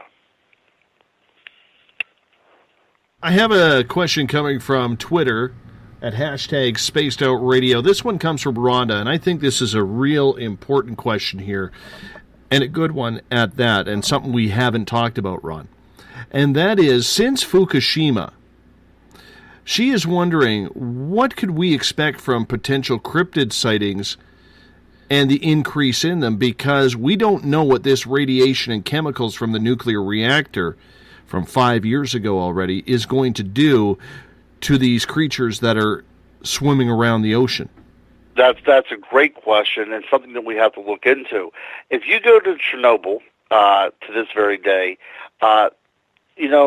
people left the area, but the animals didn't, and animals still live there. Some of them do have some mutations, but nothing monstrous, some defects on certain animals, maybe a third eye on a fish, things like that going on. But whenever you take something like Fukushima and you spread it out over vast areas of the Pacific Ocean, we're dealing with radiation stretching far and beyond anything that we as human beings have yet seen. So I think that is definitely a place to keep our eyes open, because land-based animals is one thing, but what happens in the biology of the oceans whenever this kind of radiation is introduced? That's going to be something that, it might be our children or our children's children that actually start witnessing some of the creatures that might have come from that. But, if Godzilla taught us nothing, it should be that we cannot completely trust radioactivity, and it does not mix well with the natural world. Well, in Chernobyl, there has been an incredible increase in the wolf population in that area. And the wolves have actually become gigantic, like double the size of what they used to be due to the radiation poisoning. So could we be seeing, and this is all hypothetical right now, but we look at the Simpsons cartoons, the fish all have 3 eyes. Could we be seeing mutations like that, or mutations of species coming together and creating new species that are maybe more ferocious, maybe more, I don't even know how to put it, Ron. There is the possibilities, because the possibilities are limitless. That's right. How about if we would put more ferocious and more intelligent? See, that's something too, because we don't know what this radioactive activity is going to jumpstart within the DNA. What kind of switches it's going to switch off and on. So it could be a roulette table. Roulette table. It could be. You don't know where that little ball is going to land. It might land on intelligence. It might land on, ferocity. We have no idea what is going to impact. Now, the idea about the wolves, and that is intriguing, because I just wrote my book on Dogman just last year. And I did look at the cases of wolves, and I think a lot of the issue of the wolf is these are able to grow to such such large size because they have nobody's hunting them anymore, because the people have left out of that area for the most part. They don't have to vie for any other kind of resources. Nobody else is infringing upon their territories. So they're getting huge, and no hunters are killing them off, and no farmers are defending their livestock. So, the very large wolves are now breeding with the very large wolves to create, this seemingly different species of this super wolf, this mega wolf. And the same thing is going to happen in the areas where this radiation is coming apart, because people are going to leave these areas. And once people leave this area, the animals are going to now fill in that void left by the humans. And we have no idea how nature is going to adapt to an area that not only has no humans, but also now has radioactivity introduced. How is that going to affect the DNA? Time will only tell, my friend. Question from Joe in the Space Out Radio SOR Space Travelers Club on Facebook. And he is asking, Stegosaurus carvings on the side of a temple in Angkor Wat, sorry, I read it wrong. How did they know what a Stegosaurus looked like? Yeah, and it's interesting that he just brought that up, because Angkor Wat is one of these places that have fascinated me. It's in Cambodia, and people have said there is a little carving there that looks exactly like a Stegosaurus. Now, science will not admit that it's a Stegosaurus, and a lot of people have said that it's a hippopotamus or it's a rhinoceros, and what we're seeing as plates upon its back are lotus leaves or some sort of flower leaves. This is a highly ornate thing, but whenever you look at it, it appears to be a Stegosaurus. It has the plates down its back, and it has the spikes on its tail. So, if it looks like a stegosaurus and it smells like a stegosaurus, there's a chance that it might indeed be a stegosaurus. So, that being said, the only way to explain it is the artist that carved that either was taught through oral tradition or had a first-hand account of a stegosaurus, and that's why I talked to you on the last, earlier in the segment about the idea that there might have still been dinosaurs existing. Places like Cambodia and Vietnam and those places that are covered with rainforests, impenetrable in some cases, it's very possible that this was the last holdout for certain dinosaur species, and if that artist did not see it, it might have been ingrained within the oral tradition that, somebody hundreds of years ago had seen it and just passed down. But yes, that's a hard one to explain, and I think mainstream science is having harder time coming up with solutions for these things because they don't take it at face value. They have to explain it away because it does not fit in with their their canonized ideas of how history works. But it does look like a stegosaurus. In my opinion, the artist either saw one or was a part of the oral tradition. Do you think that's because, Ron, that when it comes to anything cryptid, it seems like science, whether it's archaeology or true scientists or whatever it may be, are more interested in opinion than theory? And because they can't wrap their own personal heads around it, obviously it couldn't have happened? Well, they don't want to rock the boat. They want to belong. They don't want to be ostracized. And these are the kind of things that would happen. You and I had a very interesting talk a few months ago about giants. And if anybody wants to listen to that, they can go to your archives and pick it up.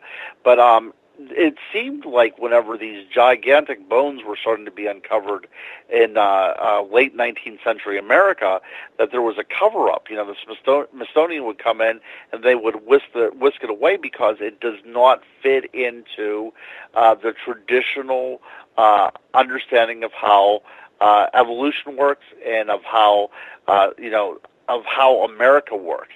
This was a place where manifest destiny took over, that this was God's will that we came in here and took this place over, and it seemed that there was a race of advanced civilization of giants. I mean, that's the way it's looking if you look at some of the reports from the late 1800s, and this was endemic throughout North America. But people came around, and now if people are finding giant bones, I don't think they're being reported. For the simple fact is because the person uncovering this would then be ostracized and laughed at, and there is some sort of network out there within academia that wants to suppress any kind of evidence that goes against the grain. That's very dangerous. That's not science, actually. That's a cover-up, and that's propaganda. And there is some conspiracy behind it. I'm not a conspiracy theorist to any stretch of the imagination, but there definitely is a conspiracy to keep this this hidden archaeology stored away so it's never brought out to the light of day. I think we've got time to squeeze in one more question here. We're about 3.5 minutes from break, so you can take your time with it a little bit. This comes from Eric in the SOR Space Travelers Club. He is asking, Ron, what's your opinion about the swamp creature in cryptid circles being an alien race versus just another cryptid? Oh, I think, that's why I'm so glad that I am on once a month, because you and I have run the gamut on all these things. And this was actually brought up by you, if I can remember correctly, several months ago. The creature of Scape or Swamp in particular seems to be less of a cryptid and more of the sighting of what people would call reptilian. It was human in form. It seemed to have some sort of intelligence to it, and it seemed to be observing. Sometimes there are issues or reports of an attack, but for the most part, there's an observational feature to this creature. But if you would take the creature of Scape or Swamp or any of these other kind of reptilian humanoids, take them out of the swamp and place them in a different setting, they would fit right at home in places like, a laboratory or a UFO or what have you.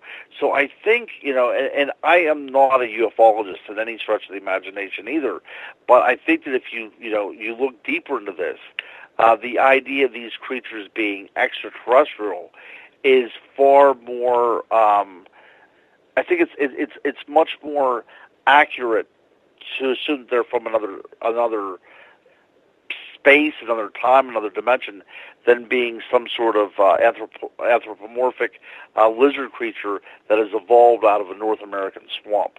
It seems to me that they are so out of place that they were kind of dropped here or landed here or came through a portal or what have you.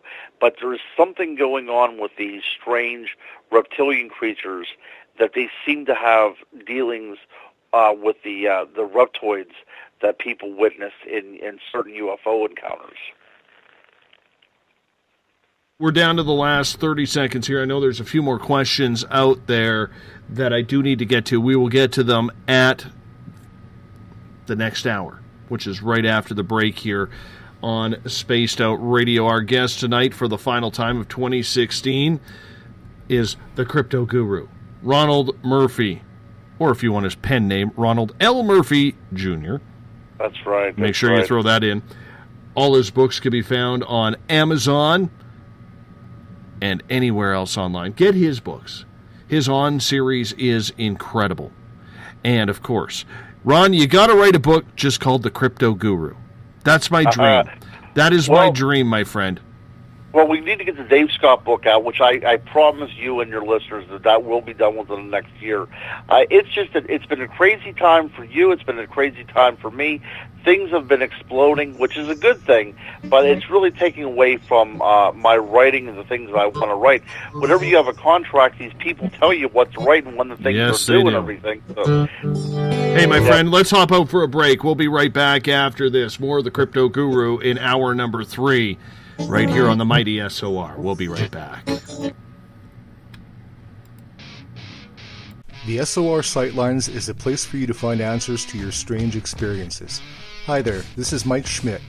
If you have had an encounter with ghosts, UFOs, Bigfoot, ETs, or anything else that doesn't make sense, head to spacedoutradio.com and file a Sightlines report. All information you give is 100% confidential, and I will personally help you find the answers you need. SOR Sightlines. Your answers are a click away.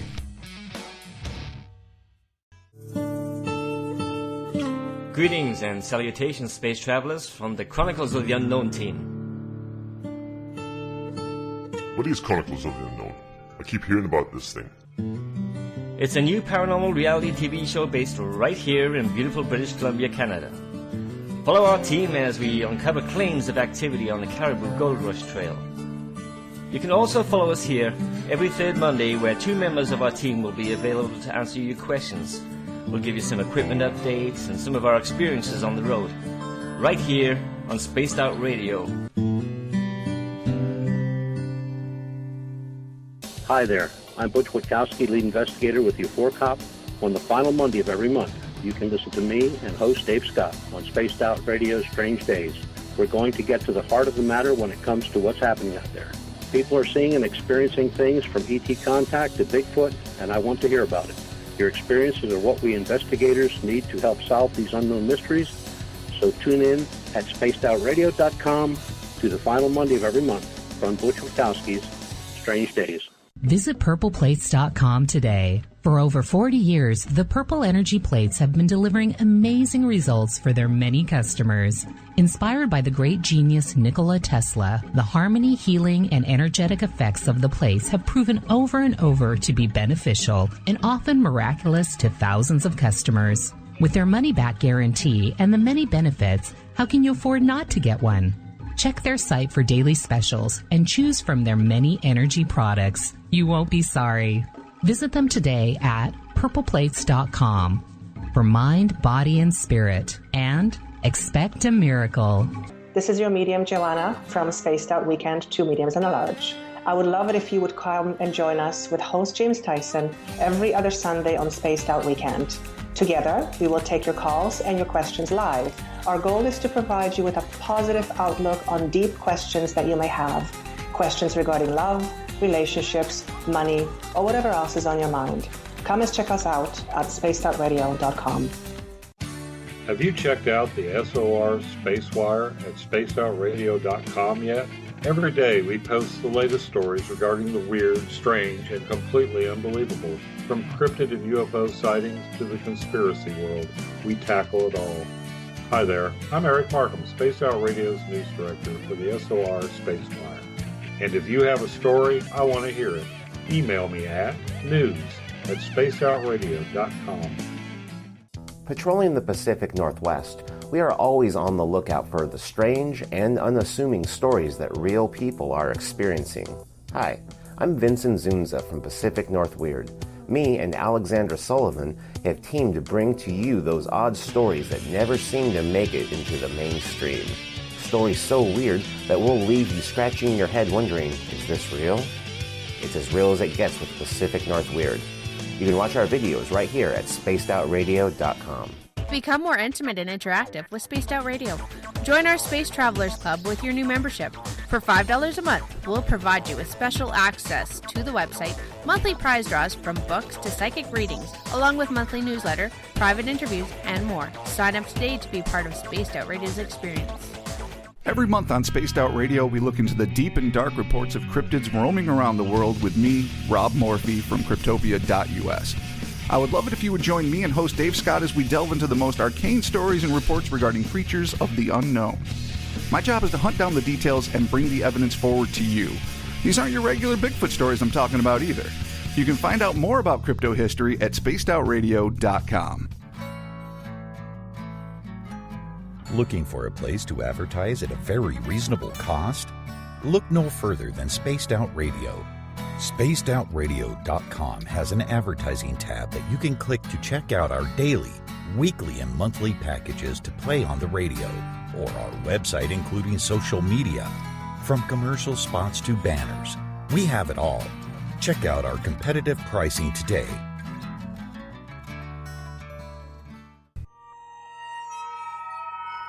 You hear footsteps in the empty room above you. A rocking chair begins rocking by itself. Don't be afraid of the things that go bump in the night. Reach for Spirit Storybox, the iPhone app the Huffington Post UK called the only ghost hunting app you will ever need. Spirit Storybox. The spirits are telling their stories. Are you listening? Strange creatures lurking in the night, the sounds of wood knocking in the forest, odd happenings right out of a fictional world. These are the reports I love. Hi there, this is author Ronald Murphy, and I would love it if you join me and Spaced Out Radio host Dave Scott the second Wednesday of every month on our journey into the unknown land of cryptozoology at spacedoutradio.com. From Mothman to Frogman and everything in between. Hey, they don't call me the crypto guru for nothing. Did you know that Spaced Out Radio runs 7 days a week? Hi, it's James Tyson from Spaced Out Weekend. Every Saturday and Sunday night, starting at 9 p.m. Pacific, midnight Eastern, you can join me and my guests for some great chatter about what's going on out in the universe, or even in that dark part of the basement you really don't want to go back into. Well, let's find the answers to your experiences together. So come on up to Uncle Jimbo's cabin on the weekend. For more information, look us up at spacedoutradio.com.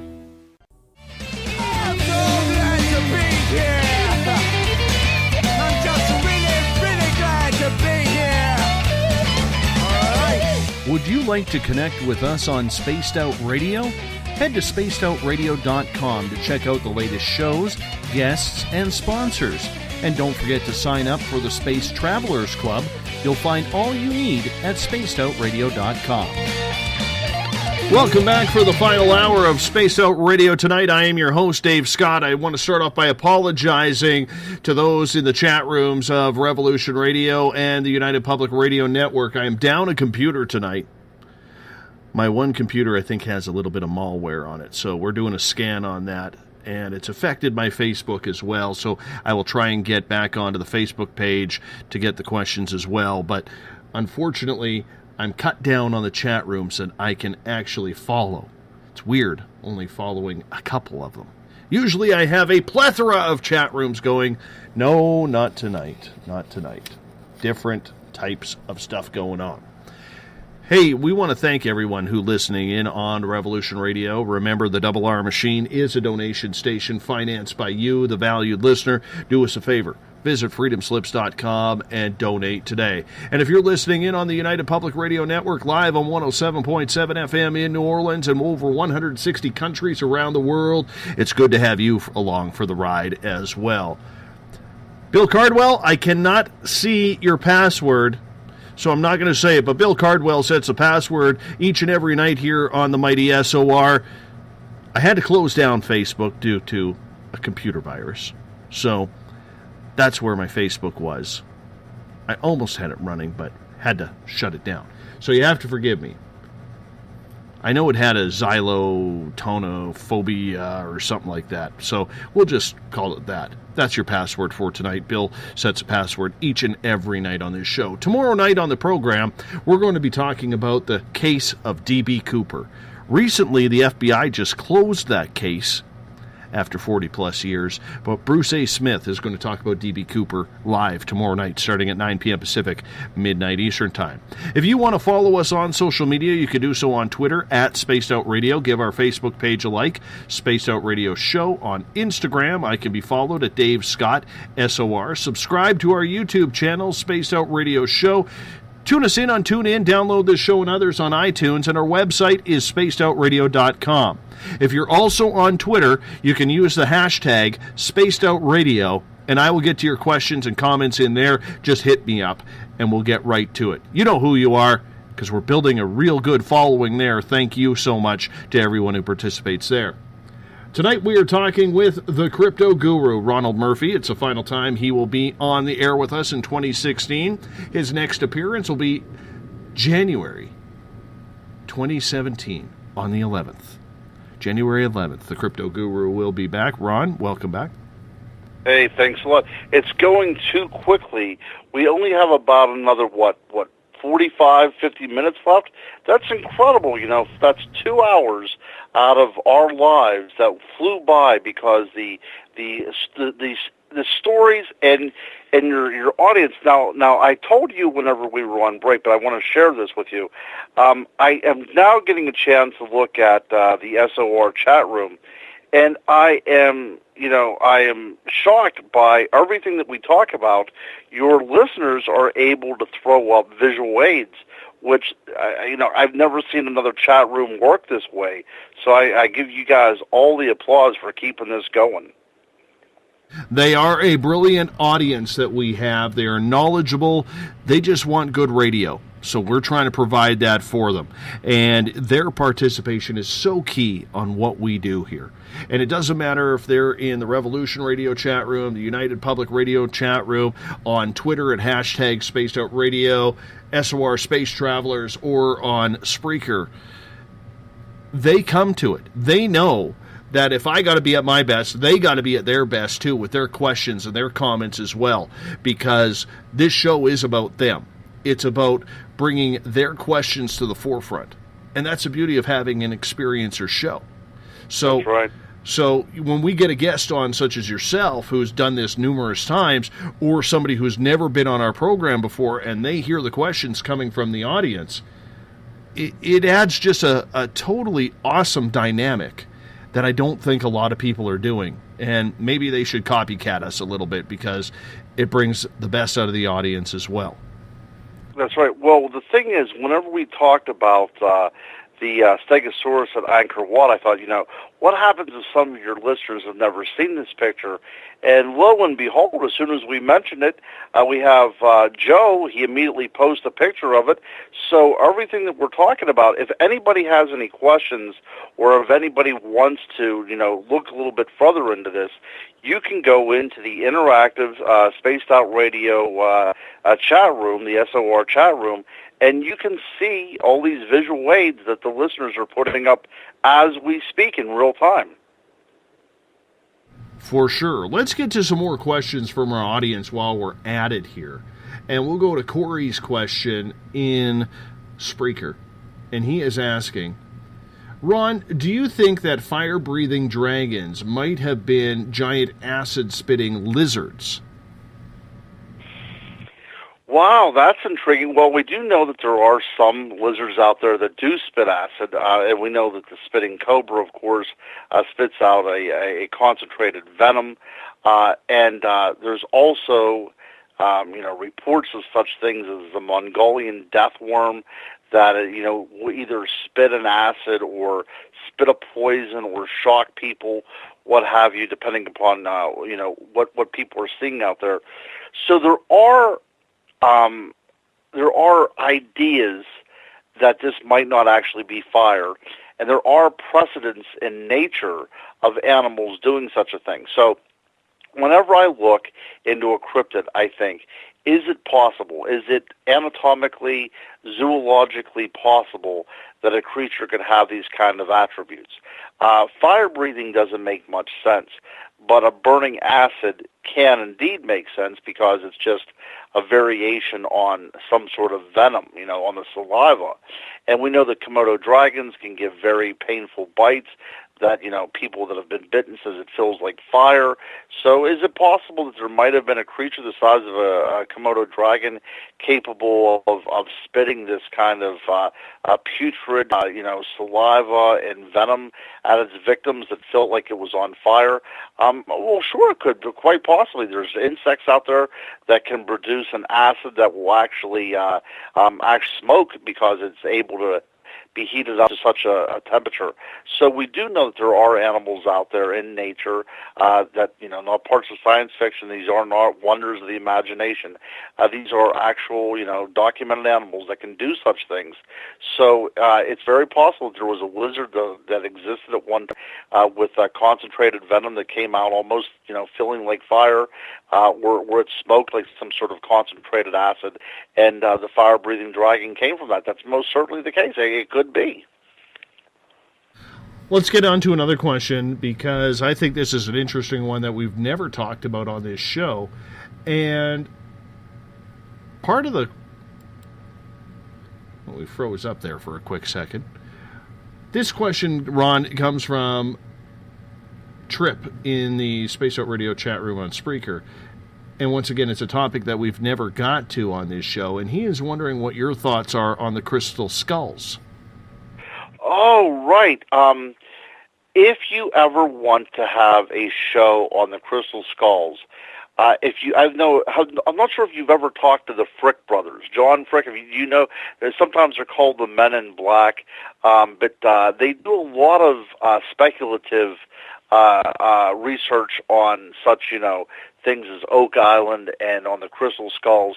But he's actually a friend of mine. John Frick actually was able to see a crystal skull in person not too long ago.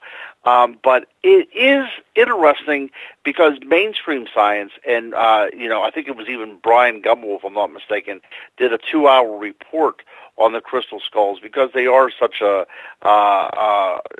fascinating topic.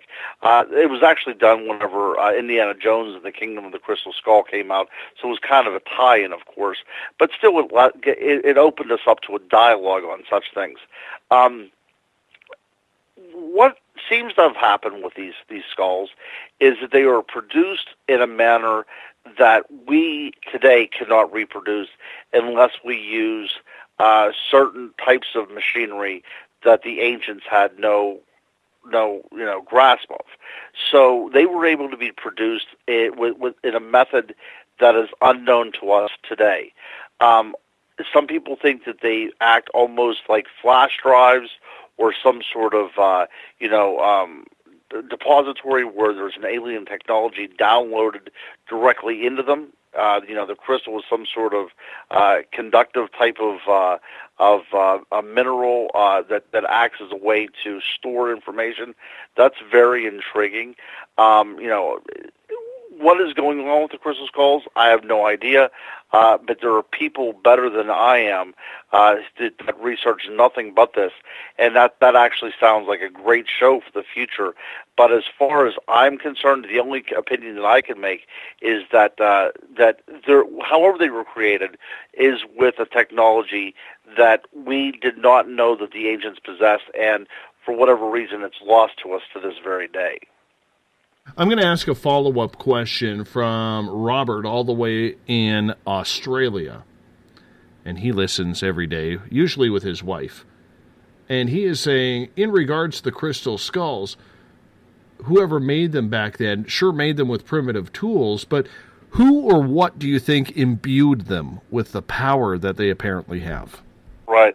Well, this is, again, speculation, but some people have said that they were gifts from the gods to mankind. So it looked as if something that had come from the skies kind of passed it on to either the shaman or to the rulers of these civilizations as a gift. And they might not have been just, a gift. It might have had some sort of technological purpose as well, too. It conveys some sort of information, what have you. But the traditions of the gods descending down to Earth and giving gifts to help kind of jumpstart us in our mastery of the planet is found throughout a lot of the cultures around the world, and was even made into the beginning of the movie 2001: A Space Odyssey. Whenever you have these hairy proto-humans, touching that big megalith, with the sound of the choir of voices chanting there. It all is all very striking, but like I said, it is also very speculative as well. The only thing that we know about the crystal skull is we cannot for sure know how that they were made. Nobody, as far as I know, has tested the computer capacity of these things, if they are indeed some sort of storage receptacles to some sort of knowledge or power or what have you. But the idea of gods descending and granting these gifts is something found around the world. And I think that people do need to look into this more in talking about such artifacts as the crystal skulls. And in the SOR Space Travelers Club, Eric is asking, what if the crystal skulls are some sort of gateway to the Akashic records? Oh, wow. See, again, your audience, and not to just blow smoke or anything, but their knowledge of very esoteric type of fields of study and topics is quite alarming to me, how much these people know. It's awesome to speculate, and I do not. I can only conjecture the same as that you would do. I would love to hear. Whenever you get an expert on the crystal skulls, I will be the first person in line to get on to listen to that program, because I truly do not. I did study archaeology as an undergraduate. I studied history in graduate school, so I do have a working knowledge of these things, but only from a cultural perspective. If you really want to get into the actual details of this thing, I'm really not the man to do it, and I'll be the first one to tell you. I love the title Crypto Guru, but whenever it comes to crystal skulls and certain ancient technologies, I just simply cannot hang with these guys. So again, I would have to tell you that I do not know enough about it to give you an honest to goodness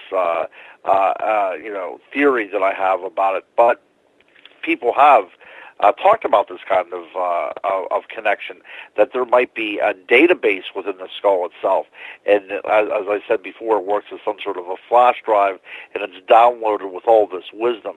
Very interesting, of course, but nobody is studying that, unless, of course, the American government did study it. They did indeed find out that it is full of all kinds of information, but they're hiding it from the American people, which is another possibility. Let's get to a question from Joe in the SOR Space Travelers Club. He is asking, Ron, the dinosaurs were killed by a meteor that hit Earth 70 million years ago. What if it didn't kill all of the dinosaurs? Given that the survivors had 70 million years to evolve, maybe this is what people are seeing and recognizing as reptilians. What are your thoughts? Yeah, well, and there's also a school of thought that thinks that certain type of theropods, now these are the theropods are these fast-moving little bipedal dinosaurs, that they might have actually evolved into some sort of lizard-like creature. If any of the guys listening right now, any of the guys or girls listening right now, they could probably find a very eerie-looking picture of these reptoids that are possibly evolved out of certain dinosaurs, like a coelophysis would be the type of dinosaur, a very intelligent dinosaur. But people have speculated on this, and I hope that somebody does put up a picture of one of them because they're creepy looking. But not only are they creepy looking, but they look almost exactly like what we would think of as a gray or a reptilian. So is it possible that our encounters with reptilian extraterrestrials are not anything from another planet, but right from within this own planet that we have here on Earth, and that these creatures evolved over time? 65 million years of evolution went into play before we were even, coming out of the trees, and they kind of have this advanced civilization and possibly live within the Earth itself, which is one of the theories, that they fly around in UFOs. That's another theory, because they're an advanced race, but they're not from another planet. They're actually from this planet, but they're just staying hidden because of their fear of human beings. Let's get to Twitter here at hashtag Spaced Out Radio. We got a couple questions coming in from our listeners there. Let's get to Eric's first right off the bat. Eric is asking, there are human bones in museums in the Middle East and in Asia, and some say even the Smithsonian. Huge humans. Why are they covering them up, in your opinion? Again, because you and I have been on for such a long period of time, I think we've covered so many topics, but we did actually do a 3-hour show just on giants, and this was one segment. I think we actually covered this in about an hour, but yeah, anytime people want to talk about this kind of stuff, I love it. What was going on whenever these things were being discovered, in the late 1800s, 1870s, 1880s, we're only about 10, 15, 20 years removed from Darwin's Origin of the Species. And by this time, the theory of evolution was already canonized, and this was the popular scientific explanation, and nobody deviated from it. So if people are starting to uncover, evidence that what the Bible had said was true, whenever it quotes in Genesis that there were giants on the earth, this is actually an affront to Darwinism. I mean, that's one theory that people have. Another theory is that the human race simply would not be able to understand how a different race existed beyond themselves, and there would be some sort of mass hysteria or some sort of chaos sparking from this thing. I don't buy that, but apparently in the 1800s this was something that people did adhere to. This was a philosophy that people believed in, that you could not upset the status quo. And I guess if you look at Orwell's Halloween prank, The War of the Worlds, people do believe, their ideologies can be shaked up through suggestion. So it's possible that people will react very, chaotically if they are shown that there were another civilization at one time.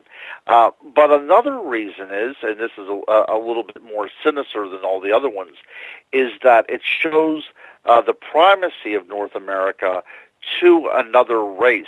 And it's it's much more difficult to take the land off of a race that was technologically advanced and had a civilization here.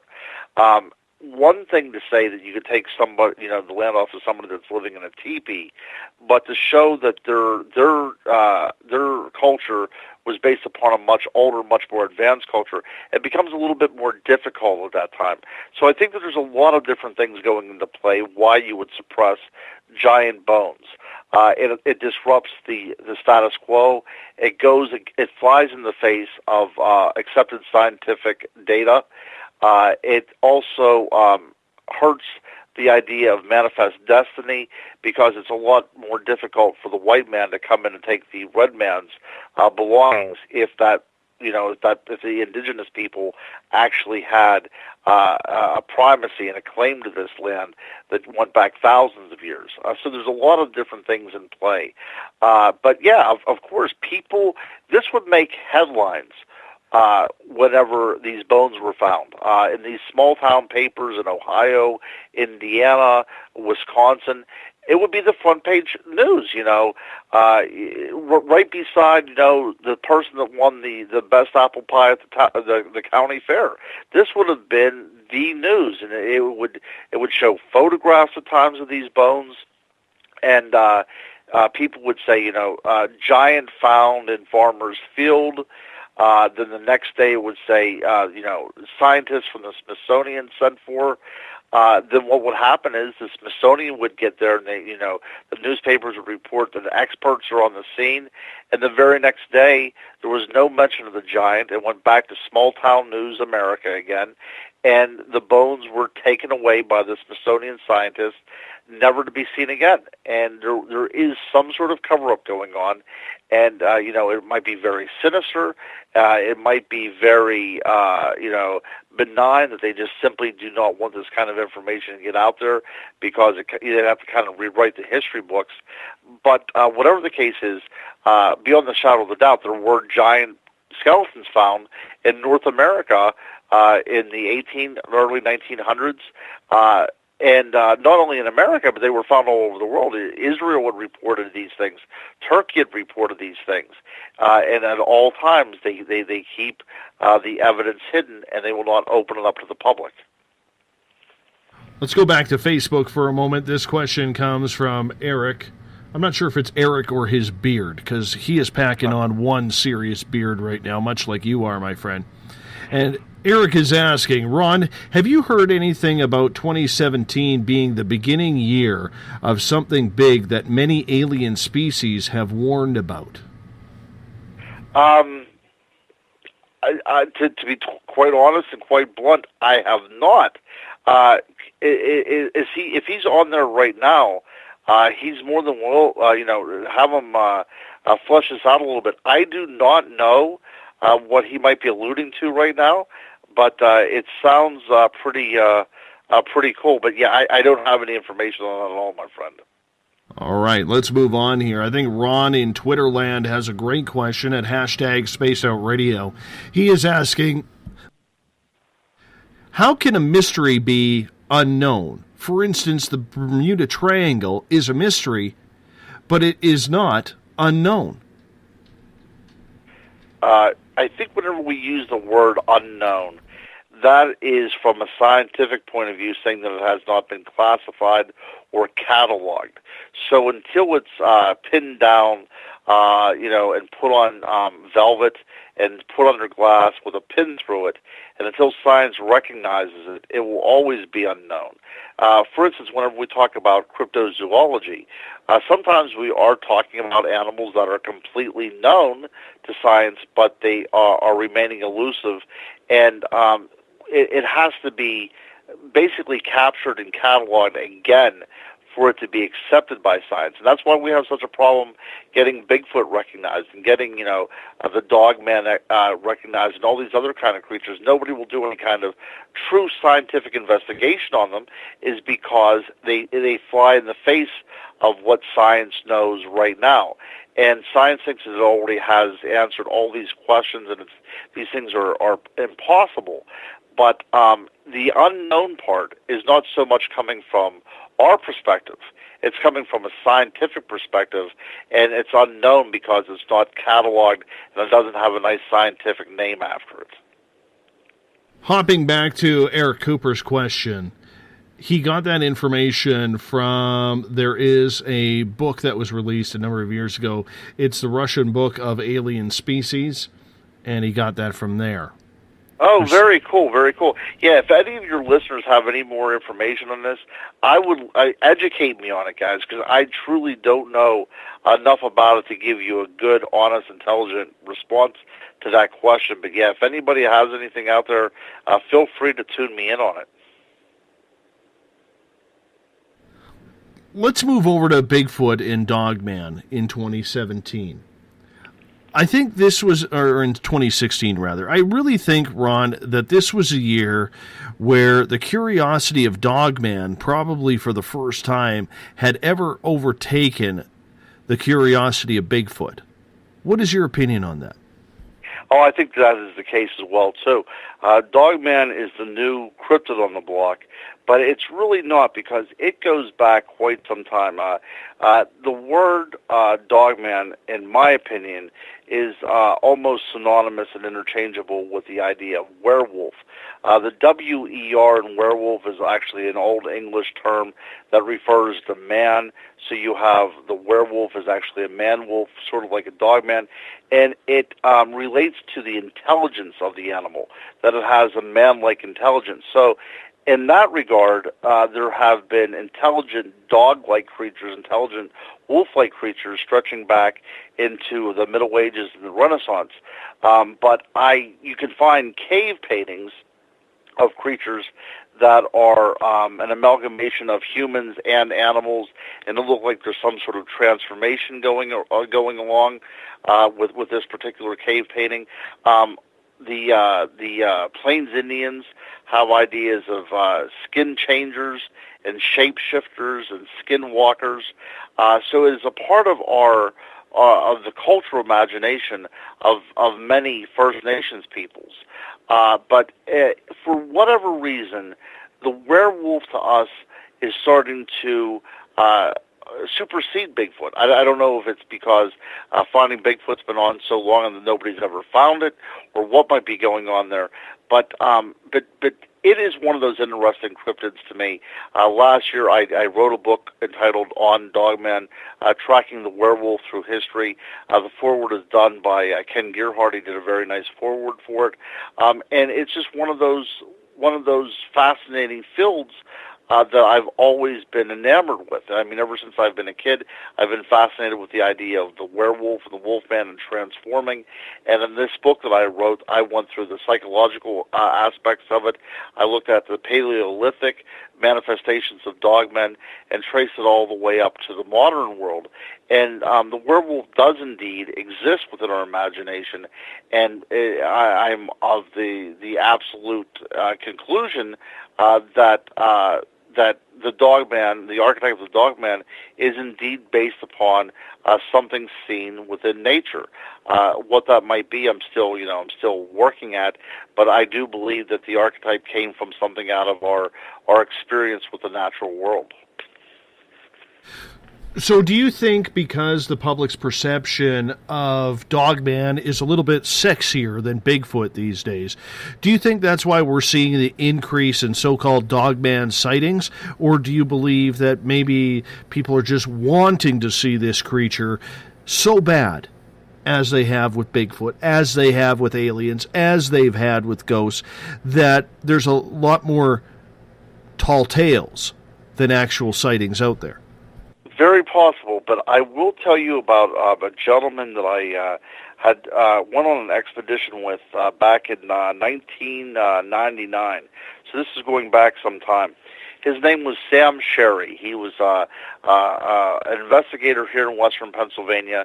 He recently passed away, but I was on an expedition with him because he had witnessed a Bigfoot-like creature probably about 10 years before this, the day before I met him, and he wanted to prove to everybody that he wasn't some elderly, insane man. So he was on a mission to uncover undeniable scientific proof that this creature existed.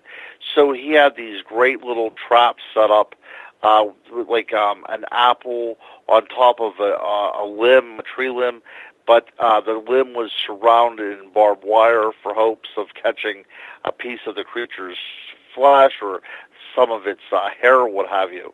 But he also developed this trap system that if the creature would step in it, he would be able to encircle him with wire, the cable, so that he could take the creature wholesale into, and I guess into the local laboratory, what have you.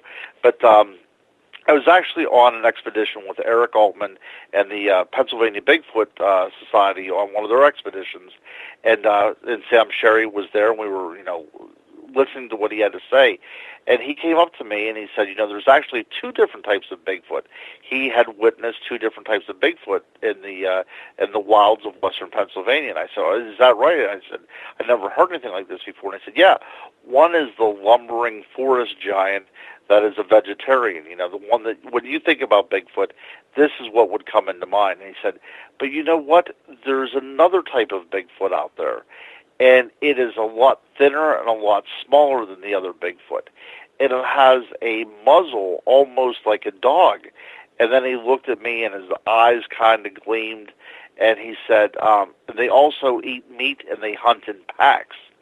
So, this was 1999, and he was basically telling me about witnessing a dogman, and I did not have a working knowledge of the dogman besides the Beast of Bray Road out there in Wisconsin.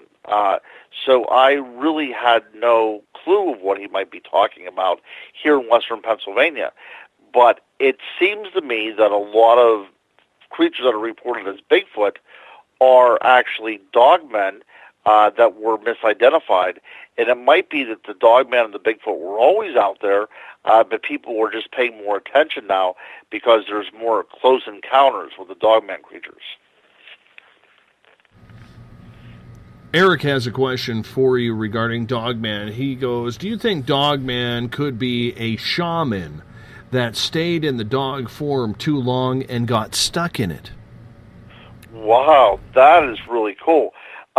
Well, definitely within the skinwalker and the skin changer tradition, that is actually a very suitable theory. But in western Pennsylvania, that we do not have that same sort of shamanic tradition, or in France, for that matter, or even in Ireland, where there's reports of these dogmen. There's something else going on there as well, too. Are they from another world, and are certain things triggers for their manifestations, or is there conduits in certain places around the world where these things can kind of drift in and out of our reality? That's a possibility as well, too. Now, what is so intriguing about the shaman relationship is that shamans were seen as a conduit between this world and the other world. They were able to commune with the other world. So is it possible that in this communion with the other world that they were somehow able to get in touch with these dogman creatures that existed in that other world, and almost like a physical Ouija board was somehow able to take on that form within themselves?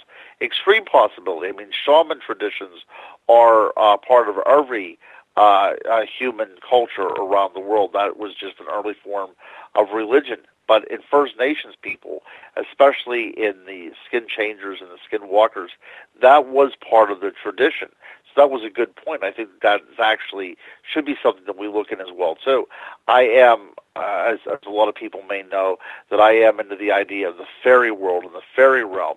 And within the fairy world and the fairy realm, there are the ideas of portals, of fairy circles, of fairy rings, of places where the veil between this world and the other world is at its thinnest, and things can come and go. Sometimes, like the Cave of Cats in Ireland, this is a natural feature, and sometimes, like places like the Bermuda Triangle, this is some other metaphysical feature that allows things to come and go as they please.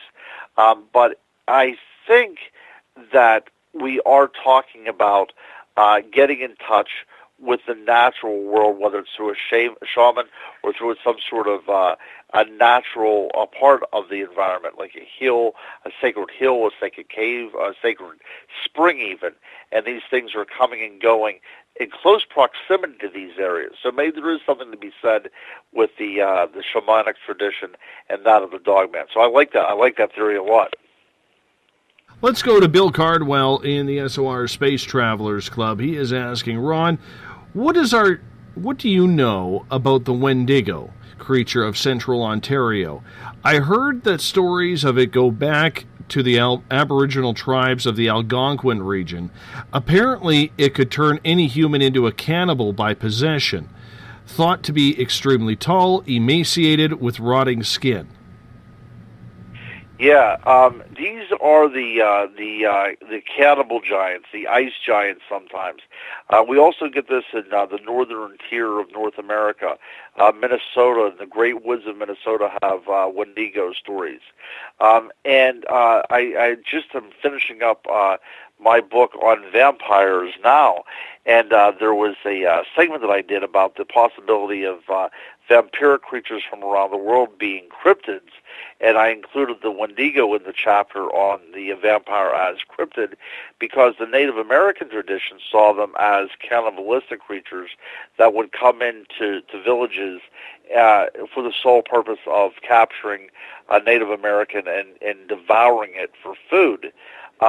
So there was the idea that these creatures fed off of the life force of others. So that's an interesting thing. But there is also a spiritual element to them as well.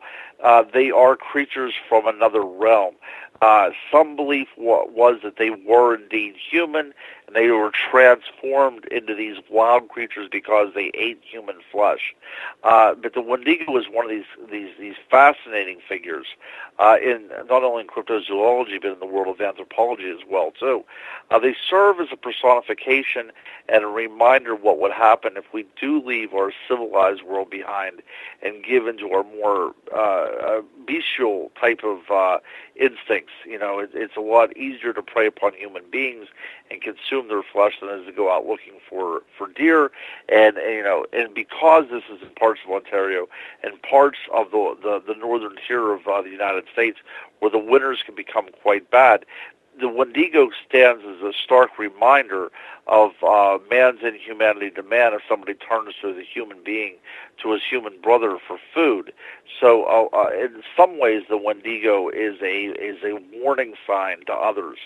But I think at the very core of this, because the Wendigo has a behavior to it, that this notion of it descends out of the mountain peaks at night to take unwitting Native Americans for food. I think that there is a remembrance of something that was anthropomorphic that did such things at one time within that culture.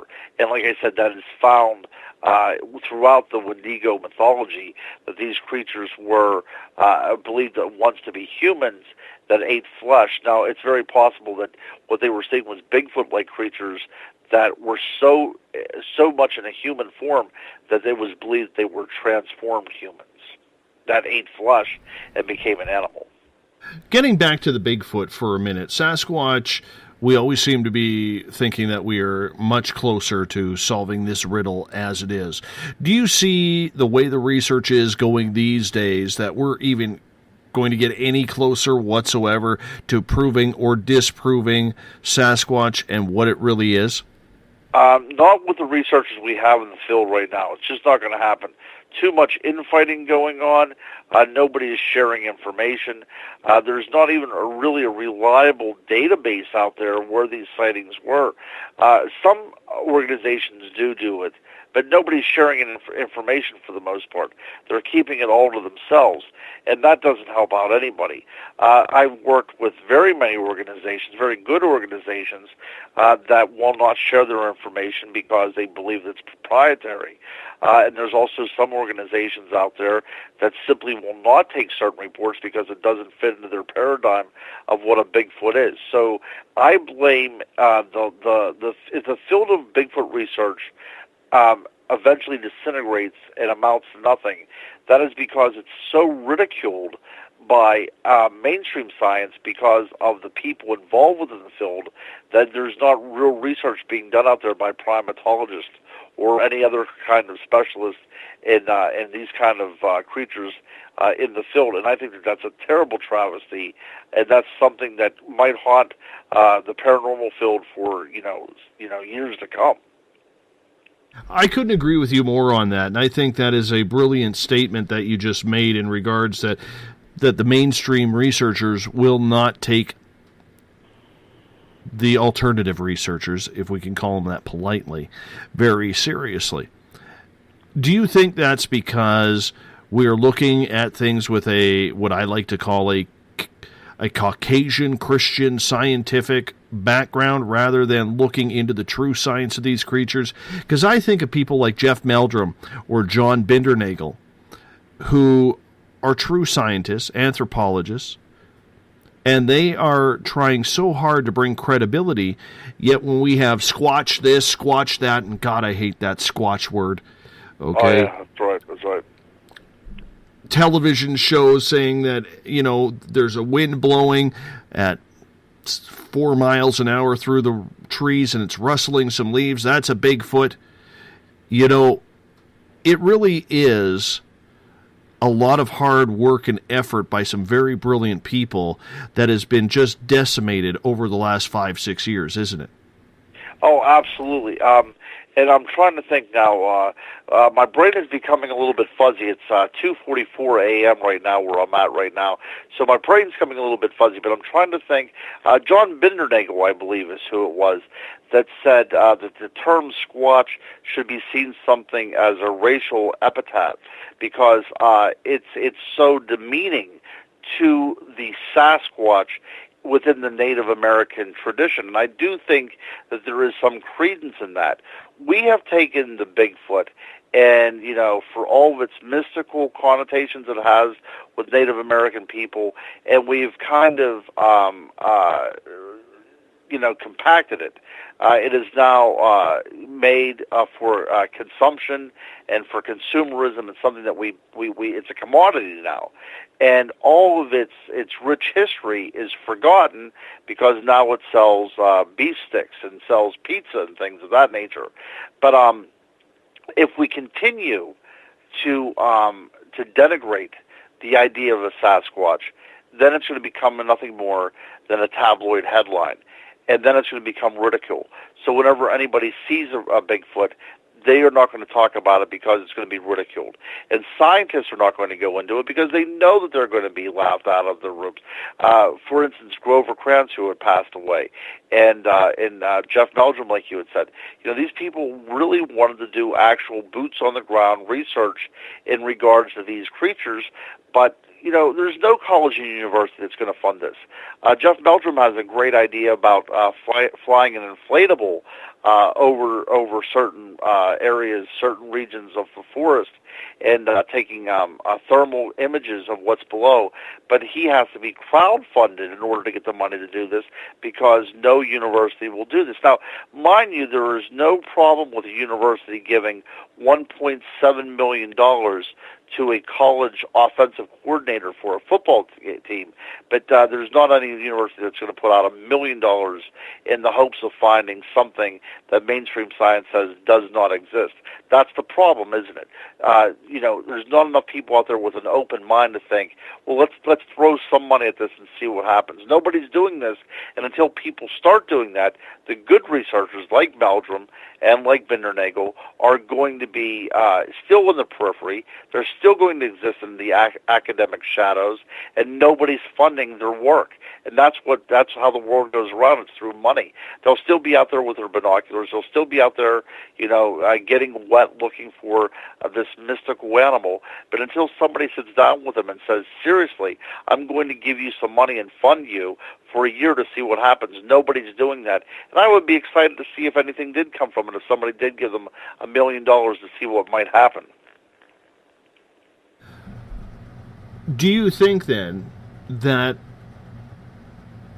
with the television shows now seeming to die down in certain areas, which has been like gasoline on a fire to a lot of people who are trying to get on television or think this is their claim to fame because they have an interest in ghosts or Sasquatch or whatever it may be, do you believe that maybe it's time for people to start in any of these fields to give their head a shake because everybody seems to be out for their own purpose rather than the purpose of actually trying to solve a lifelong question? Yeah, well, I've been approached before by people that were affiliated with certain television shows, and this is what usually happens. They usually tell you that, you can make $600, $700, up to $1,000, $1,200 per episode, but all the information that they're going to give to you might not be factual. Actually, I submitted some academic research to a particular program, and the response from the producer came back to me and said, this is great and everything, but we need a little bit more meat on the bones. Would you be able to, and they didn't use the word fake it, but it was basically, could you kind of fudge the facts a little bit so we can produce something to get it on television? Reality television has no problem doing that. The problem that I have is that I still write about other things that are not paranormal, and I would hate to get a name for myself that I am writing fiction rather than, research and fact.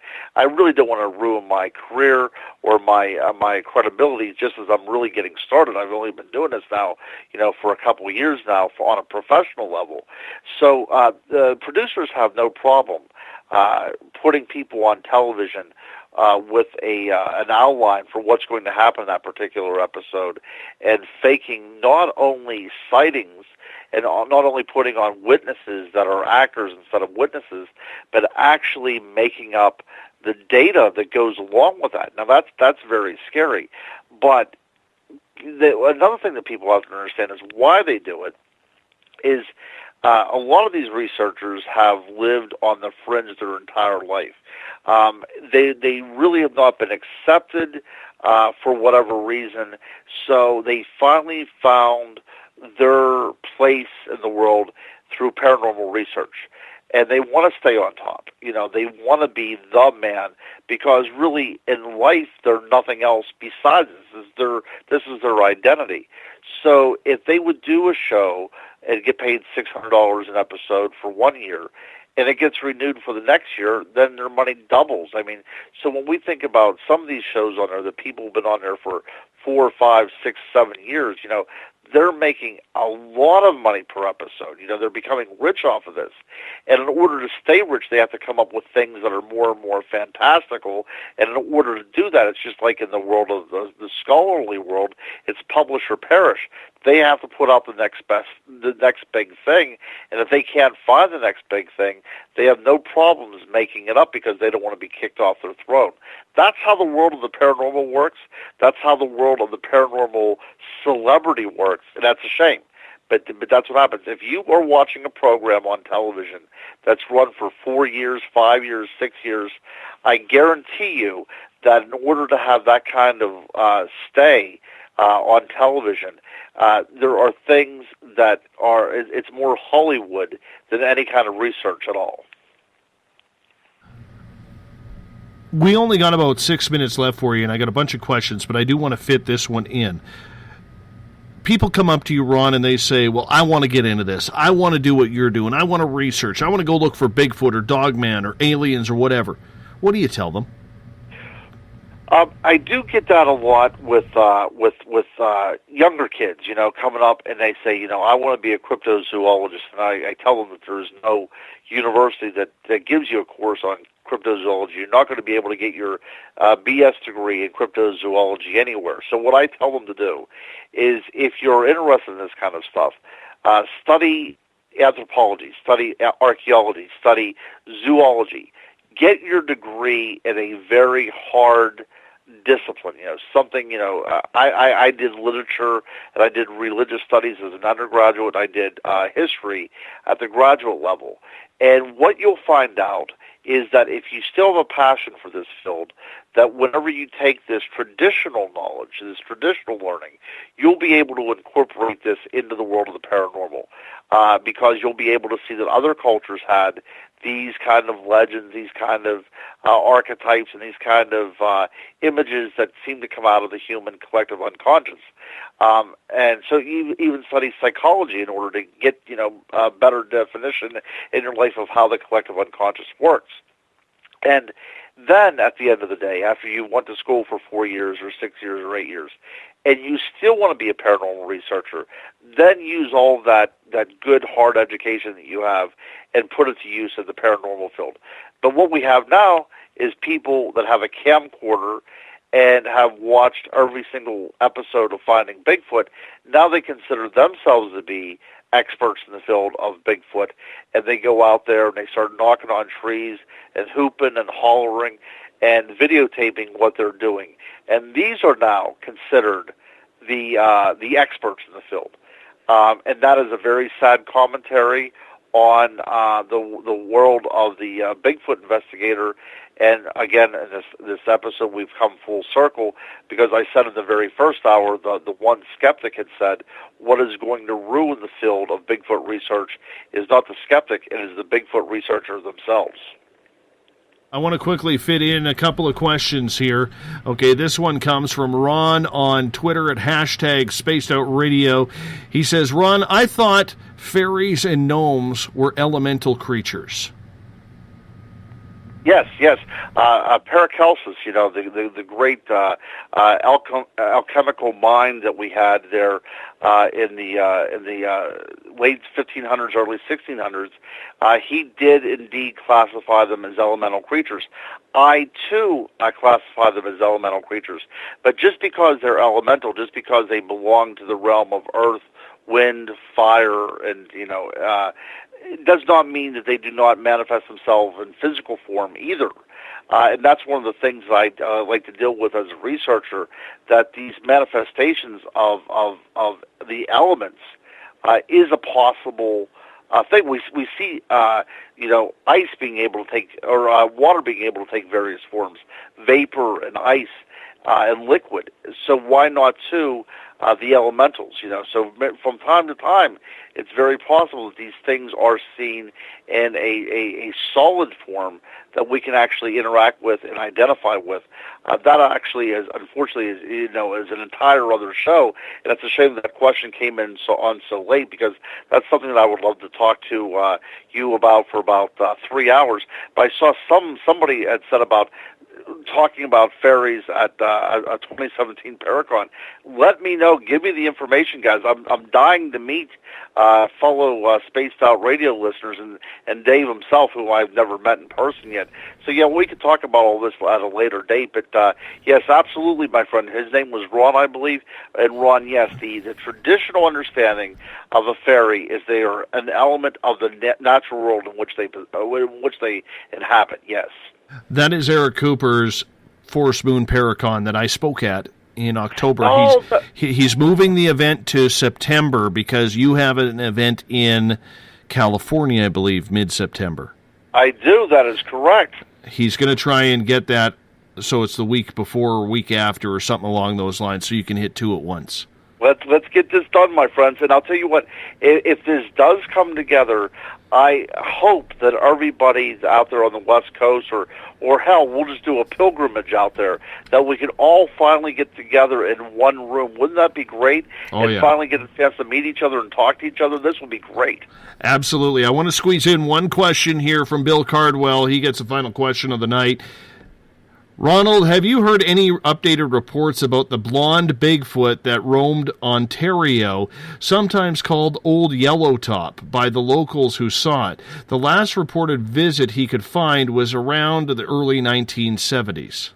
Wow, no. But I remember, because I was a child of the 70s, and I really gained my passion for Bigfoot in the 70s, and I do remember that. Now, in Ohio, they see an albino Bigfoot from time to time, and I think the last one that was reported out there might have been about 5 years ago.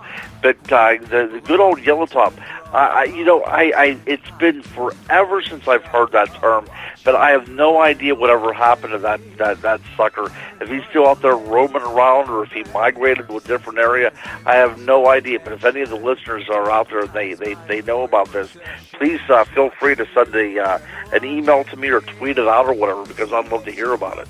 Mm-hmm. Mr. Murphy, that's 3 hours in the books, my friend. Wow, I'll tell you what, I could not ask for a better 3 hours. It just completely flies by. But as soon as we get right to about 2 hours and 50 minutes, I start losing my voice, which you can hear is going on right now. You still sound beautiful. You still sound beautiful. I appreciate that.